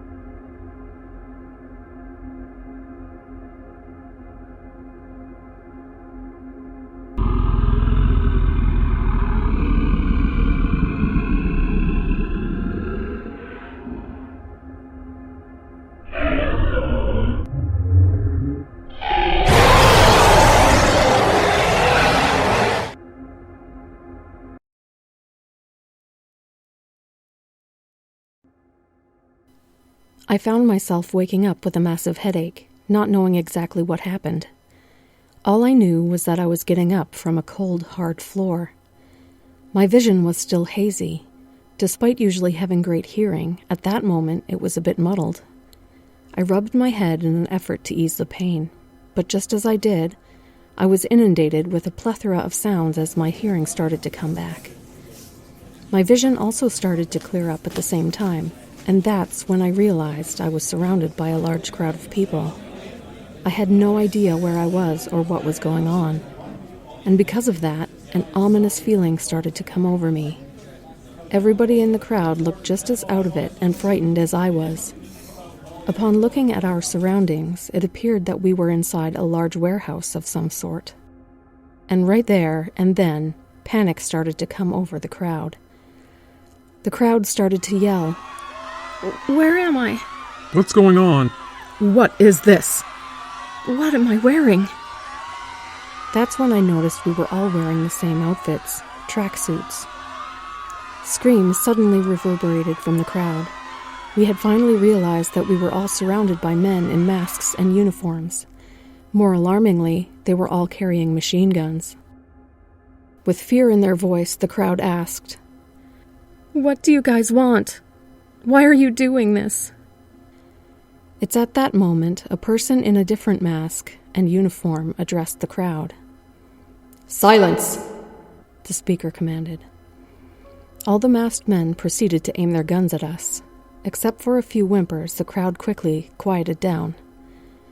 The speaker then continued, "I want to welcome each and every one of you here. Congratulations, you have all been chosen to be the contestants in the game." What? What the hell is that? Some in the crowd started asking. "You will all be participating in carefully chosen games where the strongest, quickest, smartest, and luckiest will survive. The games will go on until there is only one of you left alive. And that sole contestant will be the winner," the speaker announced. Everybody in the crowd was horrified at the revelation. As the crowd started to scream and plead in terror, the speaker directed our attention to a glass box full of money that was hanging high above from the ceiling of the warehouse. "And that is what the winner will be rewarded with," the speaker proudly informed us. $39 million. There was a mixture of fright and awe among the faces of the crowd when the speaker said that. I, however, thought to myself, what the hell? It's at that moment I realized there was something eerily familiar about all of this. That's when I conjured up the courage to ask, "Is this a joke? This is just like the Squid Game." The crowd continued to wail right after, "This isn't right. I don't want to play. Please, let us go. What the hell is the Squid Game?" And after hearing that, the speaker laughed and responded with, "Yes, this is just like the Squid Game. In all honesty, we're all big fans of the show. So a group of us figured we'd do our own version of it with help from all of our powerful and rich friends. And this is the result of it. This is the debut of the game. And all of you have the honor of competing in it." Even more gasps came from the crowd. The speaker continued, "We admit we drugged and kidnapped all of you, but make no mistake, you were all carefully chosen because you are all in some kind of financial trouble. Play the game, win, and all that money is yours. This is your opportunity to change your life, and the only thing you have to do is be the last one left alive." The crowd was even more shocked. They continued to yell and plead, "You can't do this. I want to go home. I'd rather be poor than dead." "If you don't play, we will kill you," the speaker angrily responded. The speaker then pointed to the cameras surrounding the warehouse.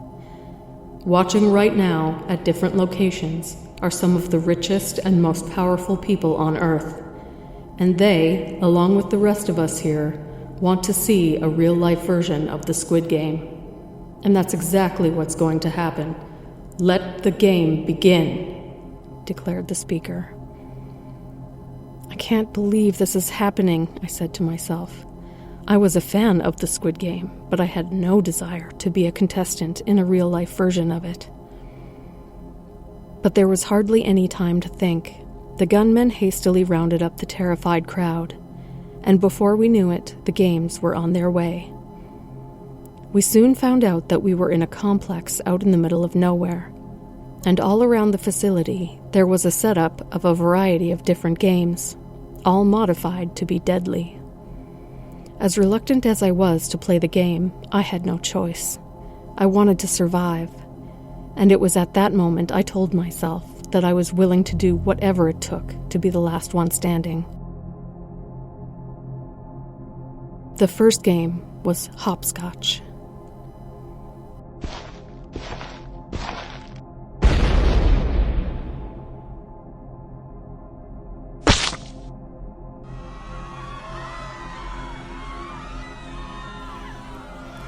Then we played Red Rover.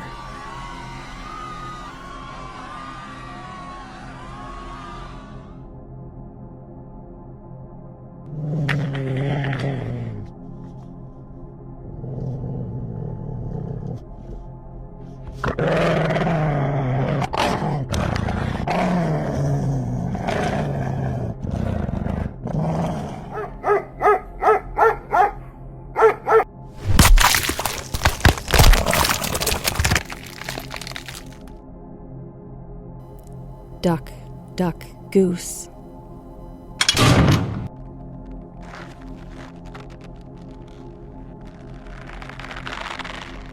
Anytime somebody tried to escape, the speaker quickly ordered for the gunmen to deal with them.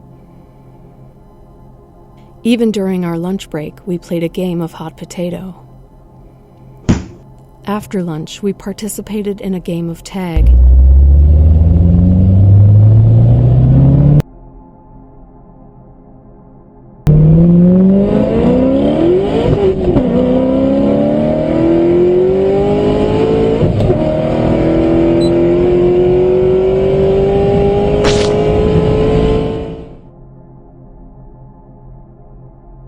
Slowly but surely, the number of contestants whittled down as the games went on. Eventually, only a couple of us were left, and the very last event for the few of us left alive was a good old-fashioned game of roulette. Blindfolded, the last remaining contestants sat at a round table with a large spinning wheel in the middle. On that wheel, a revolver. If it landed on our section of the table, it was our turn to pick up the revolver and test our luck. Contestant 74, pick up the revolver. Press the barrel against your head and pull the trigger. Fortunately for me, I was chosen to go first. I quickly aimed and unloaded the revolver in the direction of the other contestants, using the sound of their whimpering and screaming to guide me. And just like that, it was over.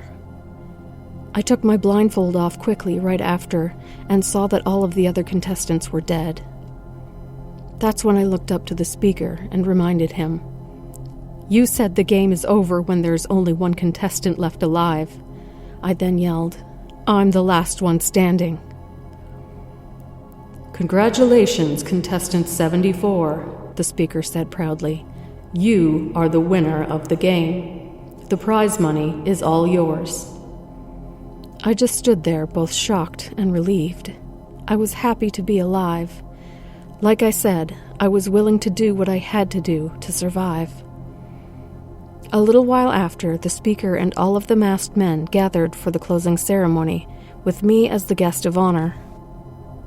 "You've really helped to make these first games to be quite an amazing experience for all of us," the speaker proclaimed.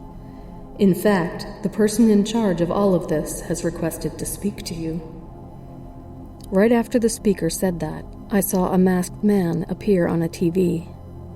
He started to speak to me. "I must say, all of us, including those watching from afar, are quite happy at how well these games turned out. In fact, we are all so impressed by you that we have decided to give you one last game. A special game, actually."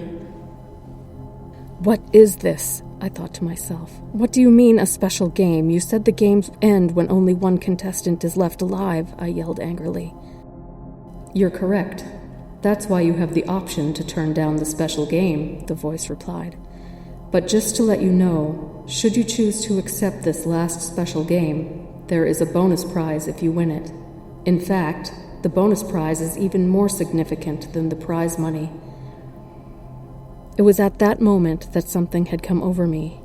After everything I had just gone through, I felt like something within me had changed. So to my surprise, I asked, What do I have to do? The voice just plainly stated, "You and the speaker will fight each other to the death." The speaker stood there, completely shocked at the announcement, and angrily responded with, "What the hell is this?" Despite the speaker's plea for an answer, the voice just continued, "This is your opportunity to take out all of your anger on the person who has been the symbol of your torments since you awakened here, Contestant 74. This is the special game." Right after the voice said that, the masked men all backed away as a knife was placed on the floor right in front of me and the speaker. "What are you all doing?" The voice continued, "These games have been so amazing that we figured we'd just make them even more exciting." "You all are backstabbing pieces of the voice finally asked me. "Do you accept?"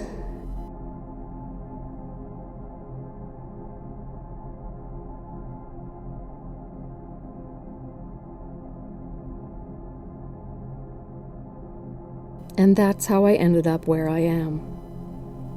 After winning the first gathering of the game, they took me in and gave me riches and power beyond my wildest dreams.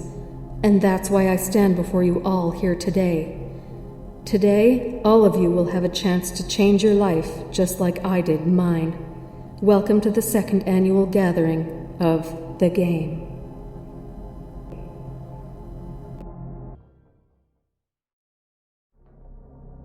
When I was about 10 or 12, I don't really remember, but I had an odd experience. At the time, I was sharing a room with my sister. We had lofted beds, and I slept on the top bunk. We had this stereo. When you would press the button and turn it on, it would click and a red light would come on. Our beds were on one side of the room, and the stereo was on a desk on the opposite side. One night I was woken up by the click sound that the stereo makes when the power button is pressed.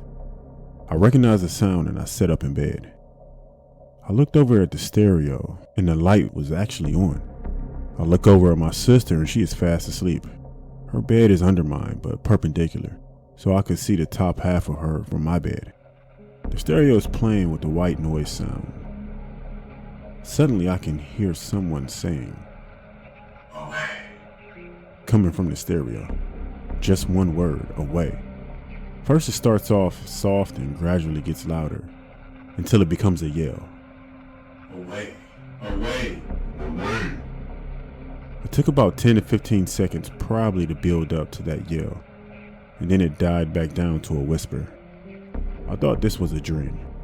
I was frozen out of fear, and I thought this had to be my imagination, and I tried telling myself that during the whole time. I had almost convinced myself of it until it stopped. After the voice died away, the stereo went back to static. Then I heard the familiar click, and the light turned off. I was positive I wasn't dreaming the ending click. I stared at the stereo for a few more moments, and I was too freaked out to move. I looked back at my sister, and I saw that she was still asleep, and finally I laid back in bed, covered myself in my sheets, and I willed myself back to sleep. I consider myself a rational person, but I had no rational explanation for this. This is the freakiest shit that has ever happened to me.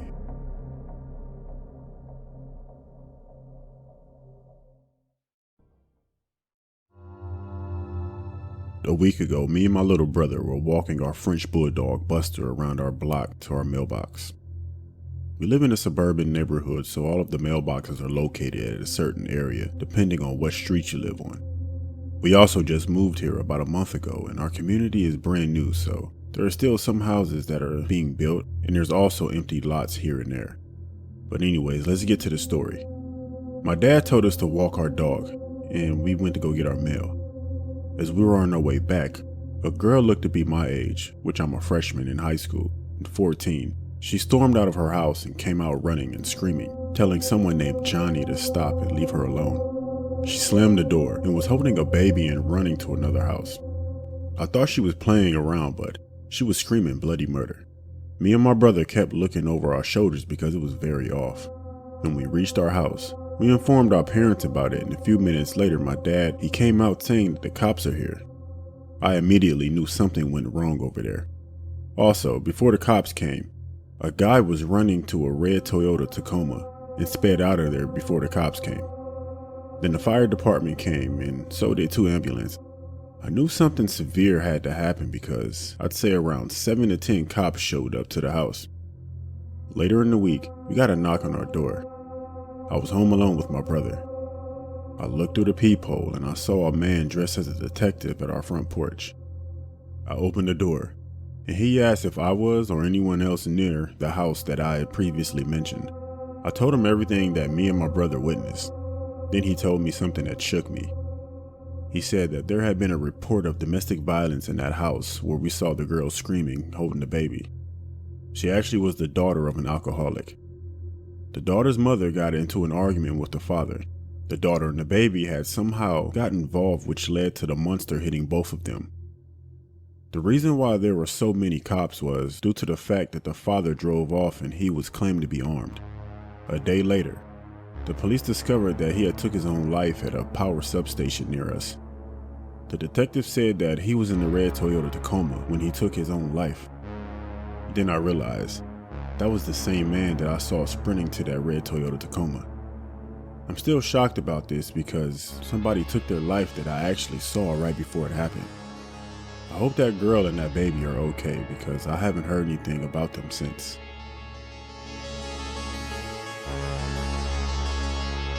Right now, I'm an 18-year-old female. This event occurred when I was 11 or 12 years old. I still remember the day, December 1st. This is what led to my parents and I to have to get an alarm installed. One day, my dad and I were home. I was in the living room watching Drake and Josh's Christmas special. Yeah, I remember exactly what I was watching. My dad was in the shower till the doorbell rang. I paused the movie because, for me personally, we always lower the volume or pause the film when we have an unexpected guest. I was taught well enough to not open a door for anybody. If it was someone I knew that my parents told in advance, I would have opened the door, but this day, it was an unexpected guest. After I paused the movie, I ran to my room to look out the window to see who was at the door. My bedroom window is literally right next to the front door, so I can easily see who's there. But at the same time, it's easy enough to get caught. So I slightly pulled down the blinds, not giving away my position, and saw 2 black women standing there. After seeing them, I shrugged it off. I was thinking maybe they're promoting or selling something. I walked back to the couch and I waited a few more minutes. While I continued to watch the movie for the next few minutes, my heart dropped at what I saw at the back door. It was the 2 women, just standing there. I sat there frozen and unaware of what to do. Thankfully, my dad just finished showering and was entering the living room at the same time. He yelled, "Hey!" before running after them. Of course, they ran off, but my dad tried his best to capture the 2 women, but he couldn't catch them. A few seconds later, I heard tires screeching, which I assumed was their car. I wasn't entirely sure if it was just the 2 of them alone or if they had someone else in the car waiting for them. Whatever the case may be, we didn't encounter them again. I had no idea what their intentions were in the first place. Were they there to potentially rob us, kill us? Probably not, because I didn't see anything. No weapon, nothing. Anyways, I'm just glad that my dad and I are safe, as well as the household. We told my mom when she got home from work later that night. About a week or 2 later, we had an alarm system installed. The question still roams around my head when I think about this event is, why? Why us? Anyways, I'm glad that all of it was over. And wherever they are, I hope they didn't continue their actions and change their behavior.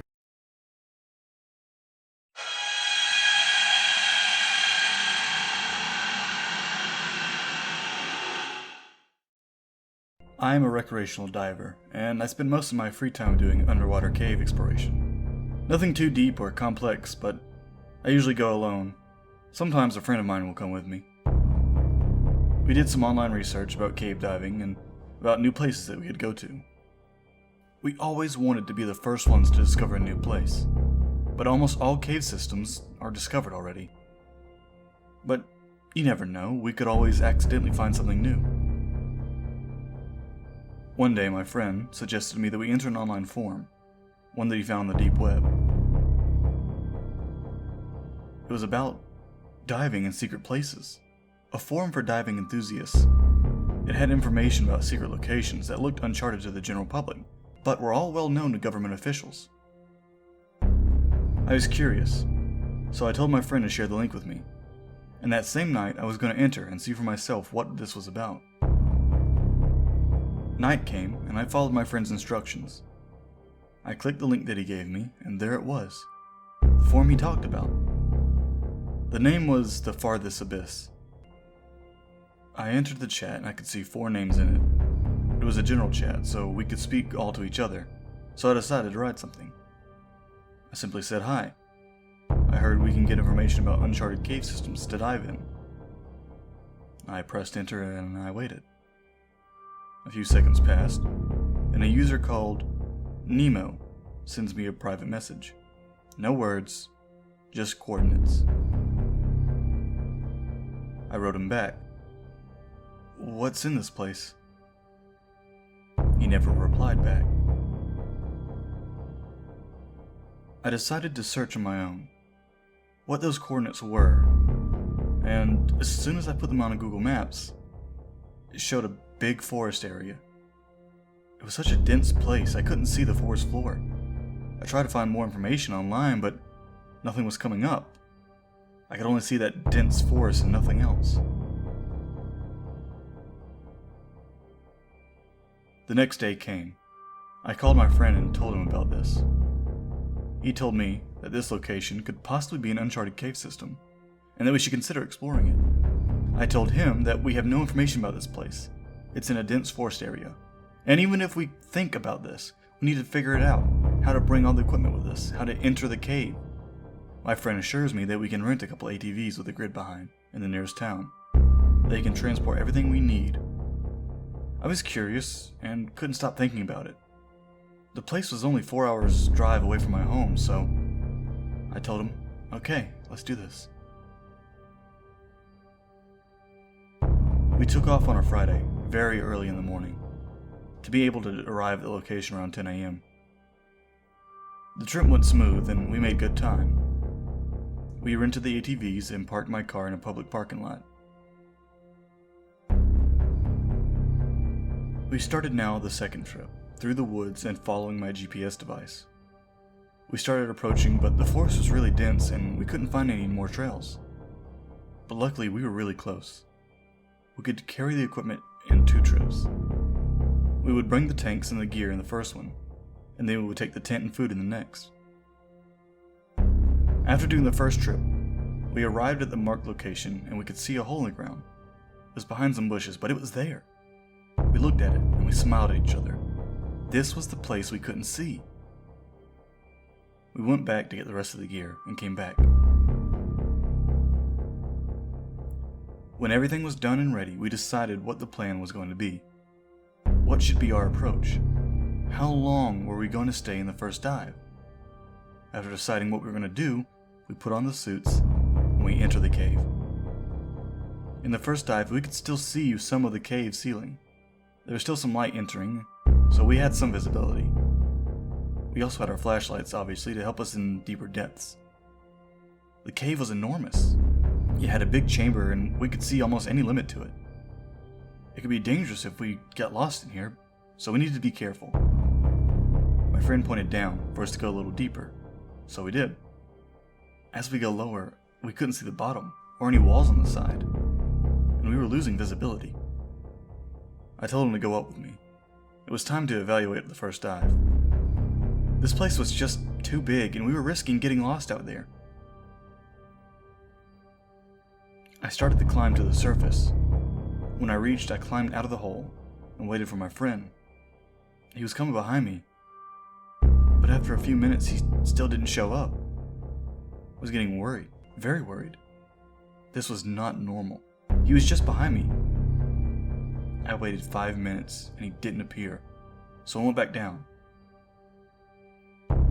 I started the descent, and I can't see a thing. I aim with my flashlight, but there's nothing. Where is my friend? I keep going down, desperately trying to find him in the abyss, like before. There was nothing around us. Just a big empty space. I stopped and shined my lights on all sides. I'm starting to lose hope of finding my friend.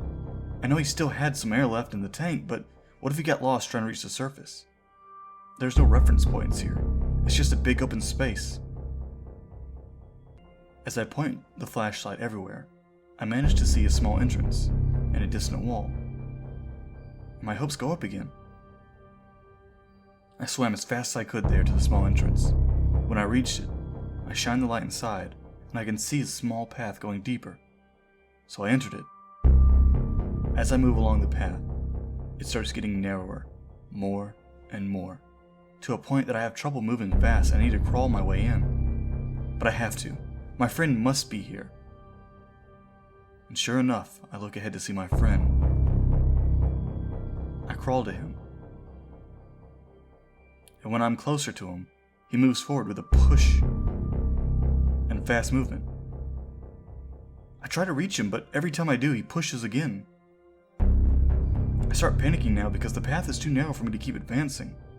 But I do another push just when I'm about to give up. My friend just goes out of an exit. Thank God. I advance to it as well. When I finally leave the narrow path, I regain my composure and look around. And it can't be.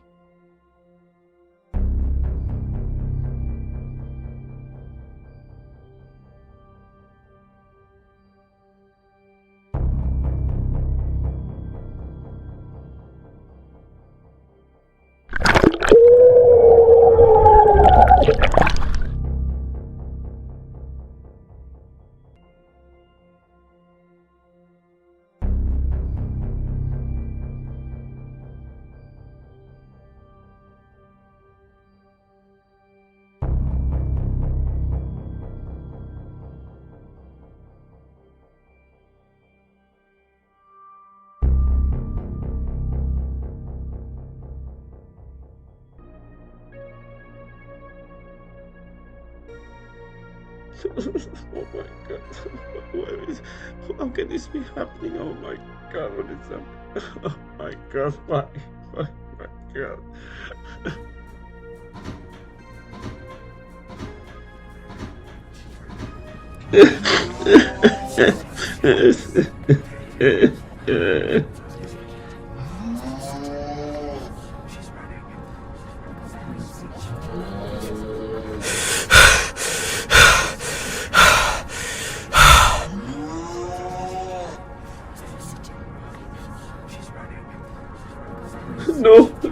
No, get away!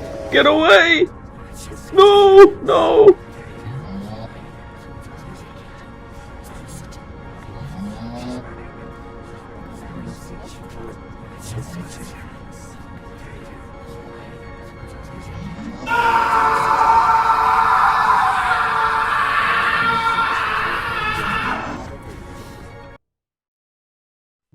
My best friend and I used to sneak out at night and go and do some urban exploration. We wait till everyone is asleep before we leave. We have been almost everywhere in our area, but there's still one house we haven't been to. The neighborhood I live in is pretty quiet and safe, but there's this house that keeps changing residents. We never saw people staying more than a few months at a time. For this reason, people started gossiping about the house being haunted. I never believed this to be true. I always thought there must have been some other reason for people to keep leaving the place. My friend Peter always believed the place had some kind of presence, something dark that would torment the residents and force them to leave, before it was too late. Well, this one night, I am at Peter's for a sleepover, and as usual, we want to sneak out at night and do some exploration. But this time, I tried to convince him to go to the haunted house. He tells me no several times, because it's dangerous. I tell him this is not true, that probably people left because they found out the house had other problems, like pipes or fungus or something else. Something real. After much debate, I finally convinced him to come with me. But he made me promise him that at the first sign of something weird happening inside, we would leave immediately. I replied to him, "Of course." We waited until his parents went to sleep and sneaked out. When we arrived at the house, we went through the back. The back door was locked, but Peter realized the window to the kitchen was slightly open, just enough for us to fit our fingers and push it. We had found our way in and were now inside. It was very dark inside, but the place didn't look like we were expecting. We thought the house would be trashed inside, but it wasn't. It was strangely neat and organized, like if someone had been living there. I told Peter I saw the "For Rent" sign outside. The house was empty. I was sure of it. Peter agreed to continue exploring. I believe he was also curious about this whole situation. We kept walking until we arrived upstairs. Peter was ahead of me and he tried one of the doors. Once he opened it, we could have a large bedroom, and again, despite the darkness, the room looked like someone was living there.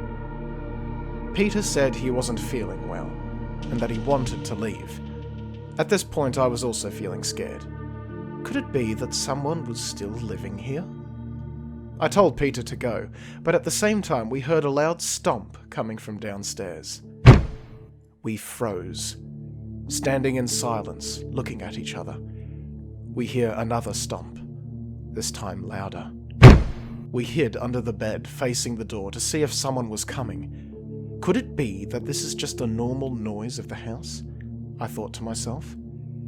It wasn't, because the loud stomping continued, getting closer and closer by the second. I was terrified, and so was Peter. We kept watching the door from under the bed, until we could see someone appearing at the door and turning to the room. We froze for a few seconds, looking at this person's boots. He started walking inside the room, in the direction of the bed. This is it, I thought to myself. We were going to get caught. I was preparing myself to start begging and crying for my life, when all of a sudden, Peter gets pulled from under the bed and gets dragged out of the room, screaming. I didn't move to help him, not at first. I was so scared that I was paralyzed. I finally gained some courage and tried to go and help Peter. I ran downstairs. I could still hear Peter's screams. They were coming from the living room. I arrived there, and Peter was being held by a tall man in a raincoat. His hair was long and dark, but his eyes were bright red. He looked at me and said, "This house is ours. You will leave now and never come back." Then he released Peter. After uttering those words, the man just vanished.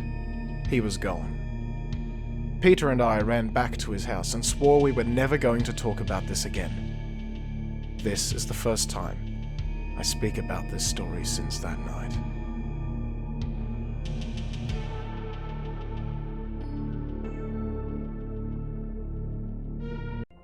This year, for my birthday, I decided to go for a camping trip into the north.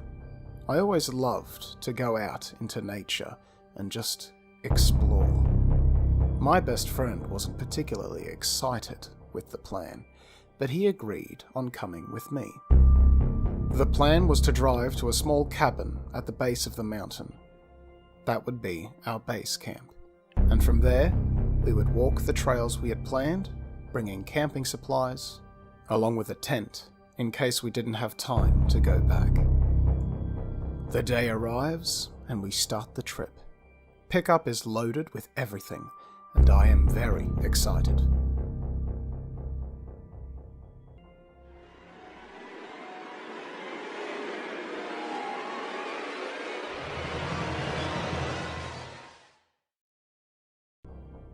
We arrived at the cabin.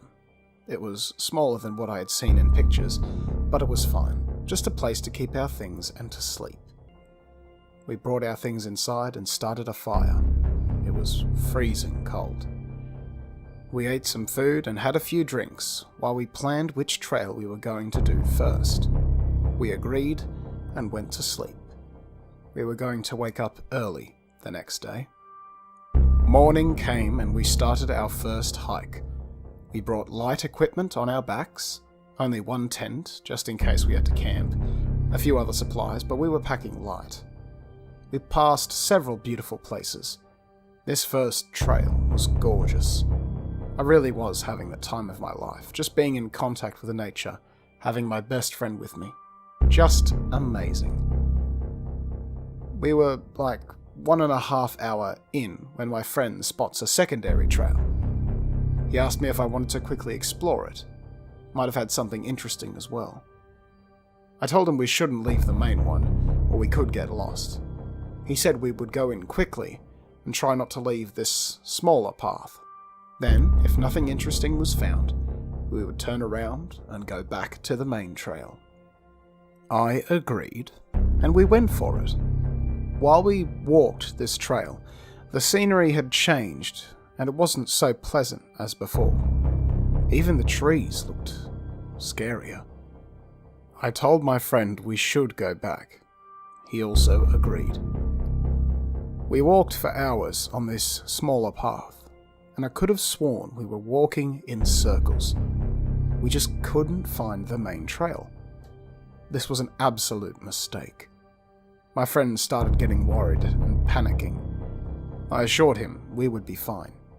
I told him to unpack and we were going to camp here for the night and go back to the main trail in the morning.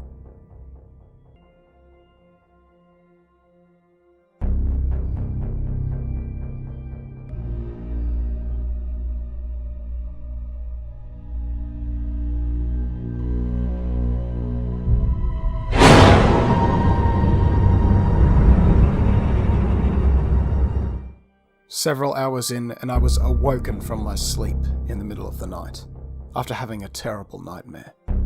I looked at my side to check on my friend, but he wasn't there. I got up and went outside to look for him. I shouted his name a few times, but to no avail.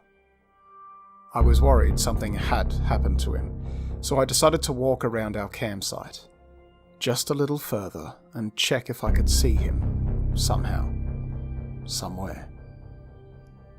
I walked for around 30 minutes until I spotted fresh footprints in the snow. It had to be my friend, so I followed it. It led me to a nearby opening in the forest, like a circle, with a big stone in the middle that I could see in the distance. I walked closer to the center, and as I got closer I could see my friend, from the back, looking at the rock. I ran to my friend, shouting his name. He had no reaction to it, and when I reached him, I grabbed his shoulder for him to turn around to me. But again, he wasn't reacting. I look at him. This is when I felt sheer panic. His eyes were white and fixated on the stone. I tried to snap him out of it, but he was just standing there. I took a look into the rock, and it had some kind of symbols written into it. I couldn't understand what they meant, but I needed to help my friend, so I turned around to go to him. Behind my friend, in the distance, I spotted a pair of glowing eyes, shining in the middle of the forest. I just wanted to leave, so I grabbed my friend's hand and I pushed him to start walking.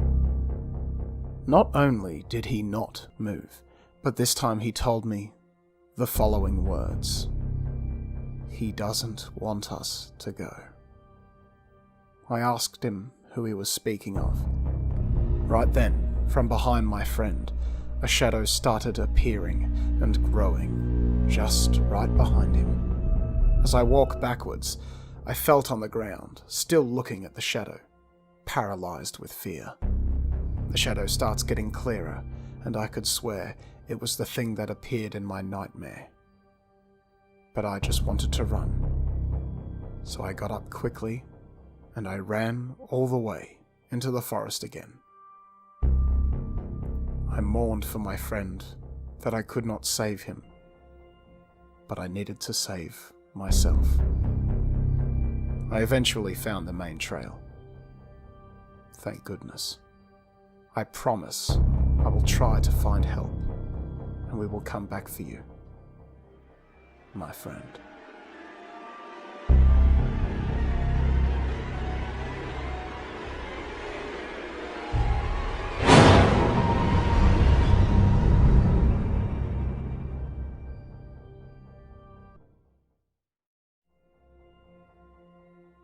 My name is Isabel Walker. I'm a nurse that specializes in home care. I take care of older people when their families cannot, usually in cases where they need 24-hour attention. I love my job, and I feel blessed to be able to take care of them.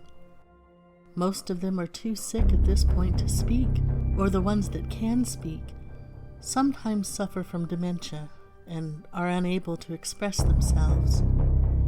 I was assigned a new patient, a lady.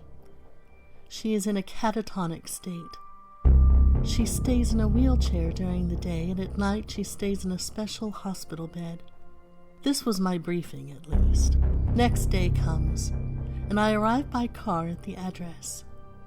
The house has an older design, but I love the way it looks. It has so much personality. Tall bushes, big windows and doors. You can tell who lives here has money, or had, to say the least. I go to the front door and knock. Another lady, who I guess is the daughter, comes to the front door. She doesn't look nice at all, but still, I say hello and try to be nice. But she just tells me to bring my things inside and that she wants to show me the place. I enter the house and have a look around. The interior also looks like an older design, but again, so much personality and history. I keep following her while she shows me around, and after seeing everything, she takes me to her mother, my new patient. I enter the room and I see her, sitting down in her wheelchair. Her eyes look sad. Her daughter tells me she isn't aware anymore. She is always in this state. The way she tells me this, it's like she doesn't care anymore about the old lady. I get close to her and touch her in her hands, but there is no reaction. Her eyes don't move and her hands are cold. She has circulation problems as well. I assure her daughter that I will take good care of her mother, like if it was mine. That's how I work. That's who I am. She doesn't seem to care and says that the last nurse said the same thing. The last nurse? I ask. She told me the last nurse had quit abruptly with no reason whatsoever. She just picked up her things and left, leaving only a written SMS on the daughter's phone. I found that strange. But this wasn't the first time I'd heard something like this happen. After she left, I unpacked my bag and made myself a cup of tea before I checked on my patient. I still couldn't stop thinking about what the daughter told me. I was intrigued, curious, not scared, but curious. The old lady couldn't move or react. Why would that make someone quit? I went to the old lady's room. She was still in the wheelchair, facing the window. Rain had started to fall, and we could hear the drops hitting the window. I approach her, and I sit at her side in a wooden chair that is facing her. Once again, I feel tempted to grab her hand, which I do. Her hands were cold. I keep holding them. For some reason, I can't stop, and all of a sudden I feel tired. I mean, very tired. I get up and I start preparing her for bed. I also want to go to bed and rest. For some reason, I feel exhausted. At this point, I just want to have a shower and go to sleep. I feel exhausted all of a sudden.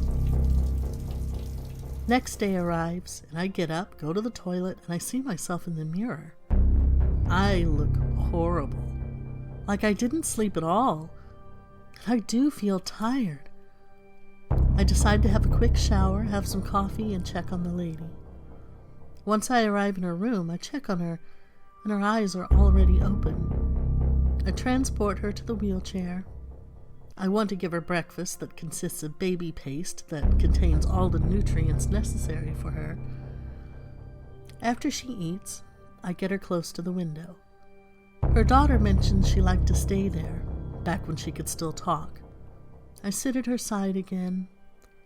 Again, I feel tempted to hold her hands again.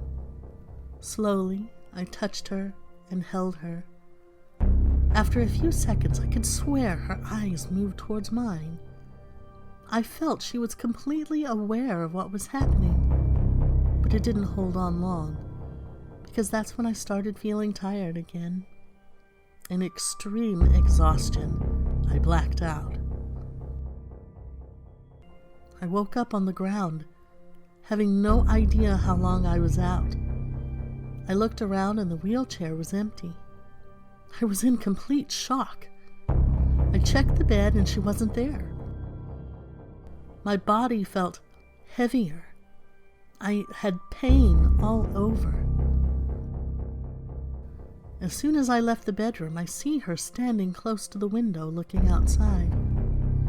I couldn't believe what I was seeing. She was standing. I thought this was a nightmare. What the hell was happening? I start getting close to her. She turns around and walks toward me. I could barely stand. When she is an arm's distance from me, she says, "Thank you, child."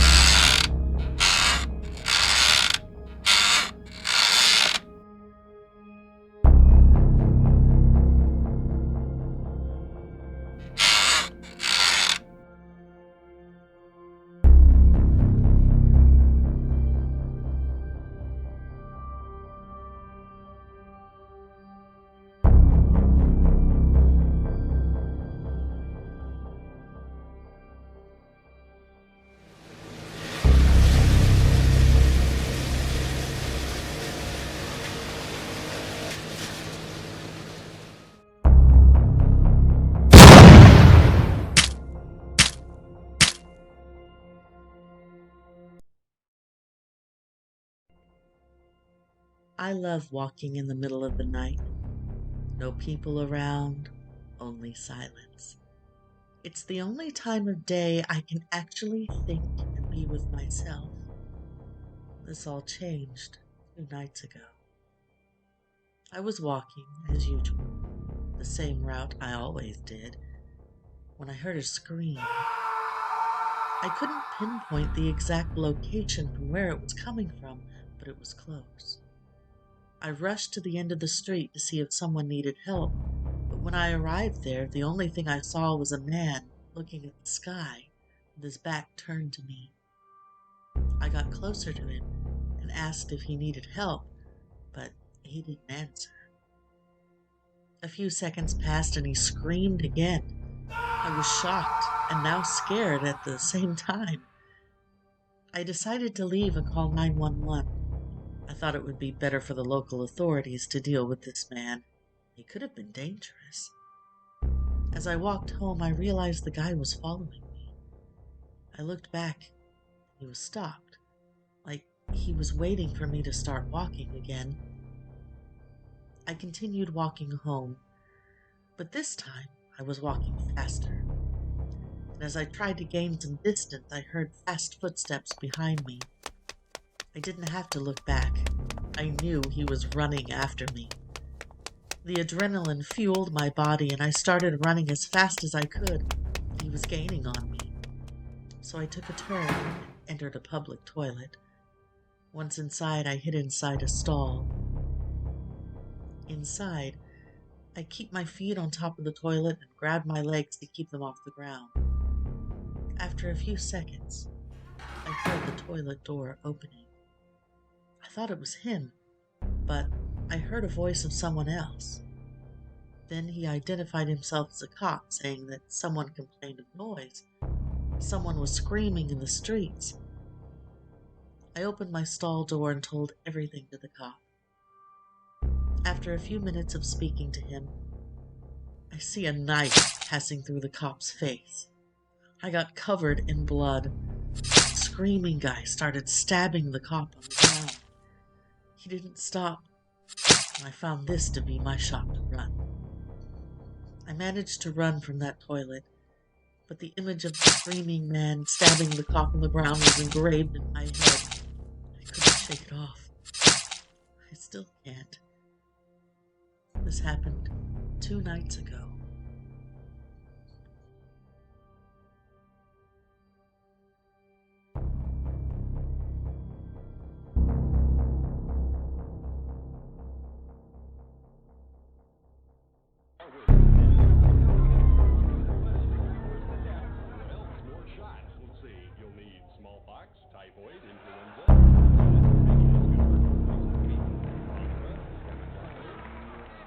This last incident may have been a little over-dramatized.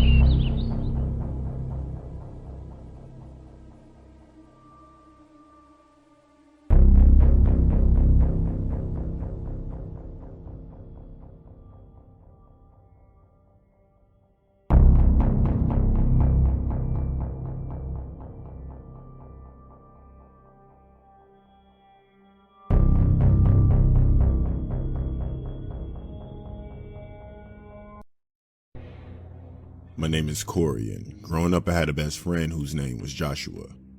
I used to have sleepovers at Joshua's house quite often, and in the warmer months, we would have campouts out in his back garden. What was nice was behind Joshua's back garden was a huge forest where we spent a lot of time exploring and playing. It was Friday and I was with Joshua at his house. His mom said dinner wouldn't be ready for another 45 minutes, so he suggested that we went outside and played with Joshua's new walkie-talkies. So that's what we did until dinner was ready. Later that night, we were in Joshua's treehouse playing board games. His parents had already said goodnight to us. As we were playing board games, I heard a crackling static noise. I asked Joshua what that noise was, and he said it's just a walkie-talkie. He said it's probably Doug. I asked, who the hell is Doug? Joshua told me it was this guy that he met out in the woods, and he seemed really cool. Joshua had given him a walkie-talkie, and they speak sometimes at night. I asked Joshua if Doug went to our school. He said he didn't think Doug even went to school. Joshua turned up the walkie-talkie and replied to Doug. Now, when I first heard Doug's voice, he didn't sound like no kid. He did not sound our age at all. Doug asked if Joshua wanted to go with him to check out his gaming room. I asked Joshua what he meant by gaming room. He told me that Doug keeps asking him to go to his house with him. Joshua told me that Doug doesn't really take no for an answer and usually has to just turn off the walkie-talkie. He replied back to Doug saying he can't go with him because he's in his treehouse and was about to go to sleep. Joshua then turned off the walkie-talkie. We spent the rest of the night trading Yu-Gi-Oh cards, playing games before we went to sleep. I don't know why, but I woke up in the middle of the night. I saw a light shining in the treehouse. I thought Joshua was awake reading comics, but when I looked at him, he was asleep. The light was coming from outside. I looked out the window of the treehouse, and I saw a figure standing at the edge of the forest, shining a flashlight up in the treehouse. They switched it off when they noticed me, pulled up their pants from around their ankles, and ran back in the forest. I woke Joshua up and I told him someone was outside watching us. Joshua suggested that we go inside the house, and I agreed. The next morning, we told Joshua's parents that we slept inside the house because I saw someone in the forest. Joshua never told his parents about Doug, and I don't think he had to because Joshua told me he never heard anything else from Doug again after that night. Joshua and I both think that Doug was in the forest watching the treehouse that night. We both thought of many different theories of what he was planning to do, and honestly, none of those were actually good. I'm glad he never came up there.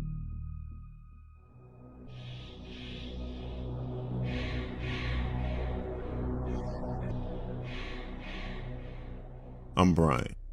Recently, someone asked me if I believe in the paranormal, or if I've had an experience that I felt was paranormal. I replied saying that I'm not sure if I believed in paranormal or not, but I did have a creepy experience. When I was 9 years old, I had a best friend who lived across the street from me, whose name was Maddie. On Fridays and Saturdays, Maddie and I had this plan where we would stay awake past 11 p.m. That was the time both our parents would usually be asleep.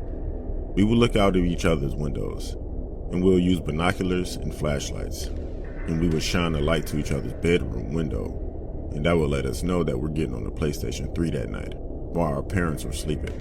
If neither of us shined a light by 11:30 p.m., that meant we weren't playing the PlayStation that night. It was a Friday night, and I stayed up until around 11:30, and I didn't get a response from Maddie's flashlight. I wasn't really tired, and I had already switched on my PS3. So I thought I would play for a little bit. As I was on the PlayStation, I noticed Maddie had came online. I sent him a message asking him why he didn't respond with his flashlight. Maddie didn't reply. I got up and I shined my flashlight into his room again. I still didn't get a response. I went back on my PS3 and I saw Maddie had replied.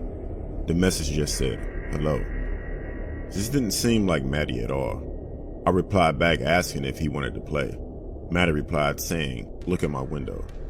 I got my binos up and my flashlight and I looked carefully through Maddie's bedroom window. I felt a cold chill when I saw a black tall figure standing in Maddie's window watching me. I didn't know what was going on. If this was a joke, or was he just trying to frighten me? I didn't want to talk to Maddie anymore that night, or play the PS3, so I switched everything off and I tried to go to sleep. I found it difficult to fall asleep that night. I kept feeling like if I looked out my window, I would see that figure watching me again. The following Sunday, Maddie called me and asked if I wanted to come outside and play. When I was outside, I asked what was going on with him the previous Friday and if he was playing a joke on me with that tall figure. Maddie looked at me confused and asked what I was talking about. I explained to him what happened and what I saw.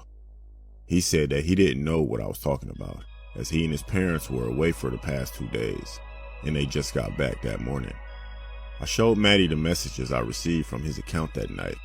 After reading the messages, he looked like he believed me. Maddie then told me that sometimes in the night, his PS3 will turn on and off by itself.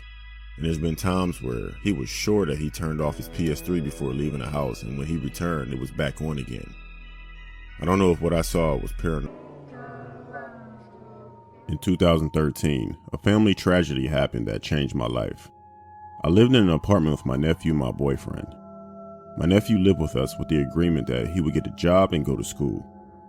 After living with us for 6 months, he failed to do either, so I told him that he needed to move out because he wasn't paying any rent. So on Christmas Eve night, going into Christmas, I went to a party leaving my boyfriend and nephew at home. While I was at the party, I was contacted by police.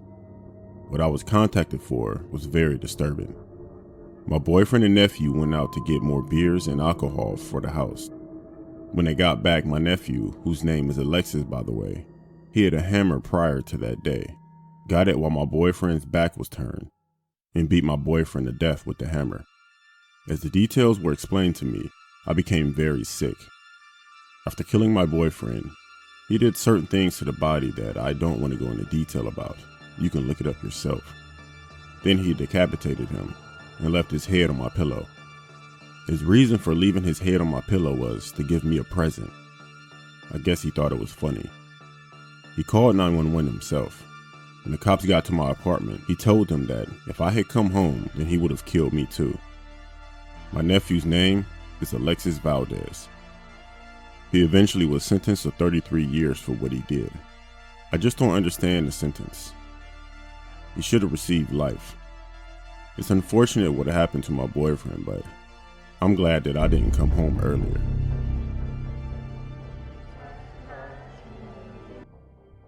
It's late in the night. No one in sight.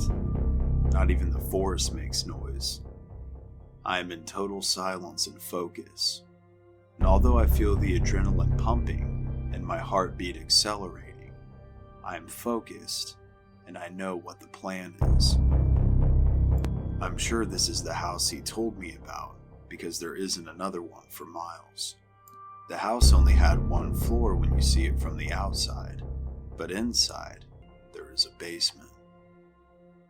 You see, I got a tip from a friend that the guy living here has a vault. You need a special kind of drill, which I have with me now. I also have chloroform. I need to put the owner to sleep to tie him up before I start drilling. Also, in the last case scenario, I might have to force him to open the vault for me. And let's hope not, because I hate confrontation, and I don't know how I can take it to the end. I make my way to the front door, lockpicking it as if it's child's play. I do it in silence. I thought someone with a vault inside their house would have better security, but I guess not. I enter the house, and besides it being dark, everything looks pretty normal. I go very slowly and try to find the stairs that lead to the basement. Once I found them, I make my way towards them. Before I go downstairs, I can sense a horrible stench coming from down there. I don't know what it is, but it smells terrible, to the point of giving me horrible nausea. But this won't hold me back. This guy must be some kind of hunter who keeps his game downstairs or something. I went down, slowly. I didn't want to make any noise, just yet. Before I immobilize the resident, I need to confirm that the vault is here. And sure enough, I can see the vault. It's a big door, looks thick, and it's inside the walls. I put down my equipment and slowly go upstairs. I take with me the chloroform and a hand towel. The plan is to immobilize him, bring him downstairs, and tape him to the chair. The reason I prefer to drill instead of ordering him to open the vault by force is because I don't have the stomach to take it further. I'm a thief, not a brute. I will use force as a last resort, and I hope I don't have to. I make my way to the bedroom. He's sleeping. I approach him very quietly. My chloroform cloth is ready. I neutralize him while he's sleeping. He fights a little bit, but quickly falls asleep again. I take him downstairs and tape him tightly to a chair.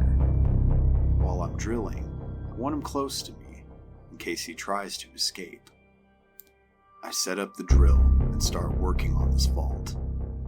It will take me a few minutes, so I pay attention to the guy. He looks like he's waking up, so I give him another dose of chloroform, and he falls asleep again. A few more minutes pass, and the drill did its job. The vault door is now unlocked. I open the door, hoping to find unlimited riches. I found nothing. Nothing but a cage door. And inside, I see coming from the back wall 2 iron handcuffs, like a dungeon, and blood on the ground everywhere. I'm in shock as I see this. What kind of sicko is living here? What will I do now? I mean, I could leave. He hasn't seen my face. But I can't leave this guy to walk free. Is he a killer?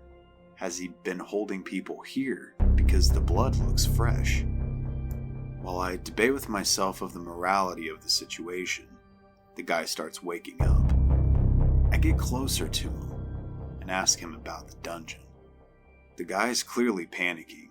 He's telling me over and over that it's not what you think it is. It's not what it looks like. But for me, this is very clear. That he's bringing people here to do God knows what before he kills them. I decide that I'll leave this place with my equipment and give an anonymous tip to the cops. I'll leave him tied up so he can't run. But before I can do anything, the guy goes silent. His head's facing down.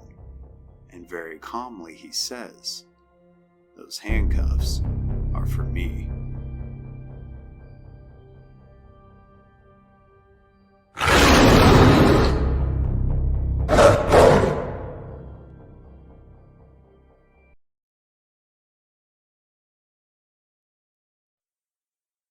Because of the pandemic, us school kids had to take our classes online using Zoom.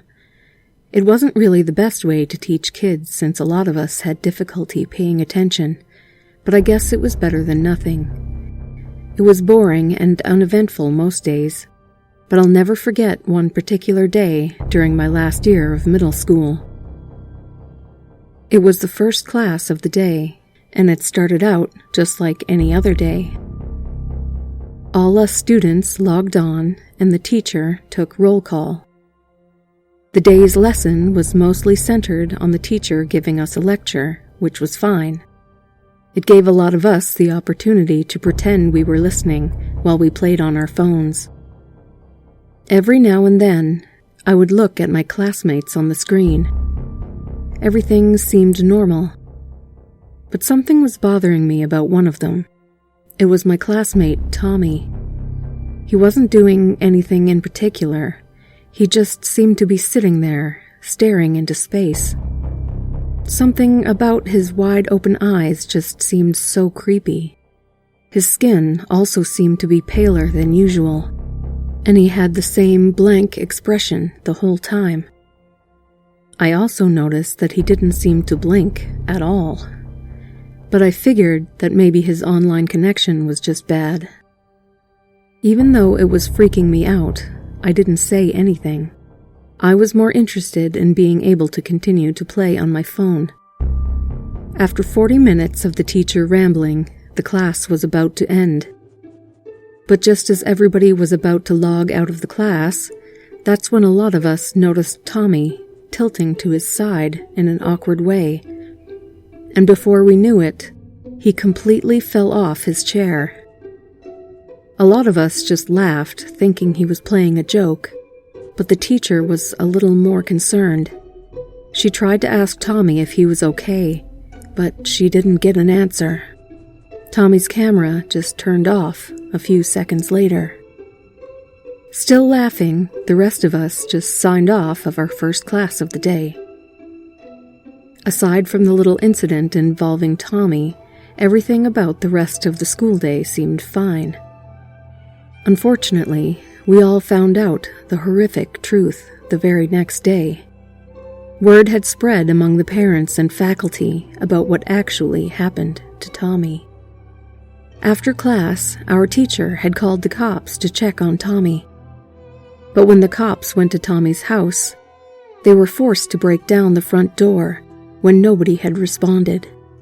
Inside, they found a horrifying sight. Everybody in his family, including Tommy, were found dead, sitting at the kitchen table. Tommy and his dad were tied to their chairs with rope to keep them seated. Tommy's mom was slumped over on the table. According to police reports, after finding out that Tommy's dad had been cheating on her, his mom had poisoned everybody's dinner, except for hers the night before. But during her state of psychosis, she wanted Tommy to still attend school the next day. I guess she wanted to act like everything was normal. After seating Tommy in front of his webcam, she glued his eyelids upwards to keep them open and used a broom handle with duct tape to keep him upright on his chair. But after he had fallen over at the end of class, she decided it was time to finish the job. After placing the family at the dinner table again, she finally took the poison herself. It took a little to get over how horrible the news was. Our teacher actually had to take some time off. It was disturbing to know that we had gone through class while Tommy sat there, dead the whole time. But as shocked and disturbed as a lot of us were, we eventually carried on with online classes a few days later. After talking to others, almost everybody did notice how weird Tommy looked that day. But just like me, nobody cared enough to say anything. To this day, a lot of us still talk about the incident. It was especially creepy to realize that when Tommy had said "here" for roll call, it was probably his mom talking. But the worst part of it all is, a lot of us, including me, will never forget the image of Tommy's face.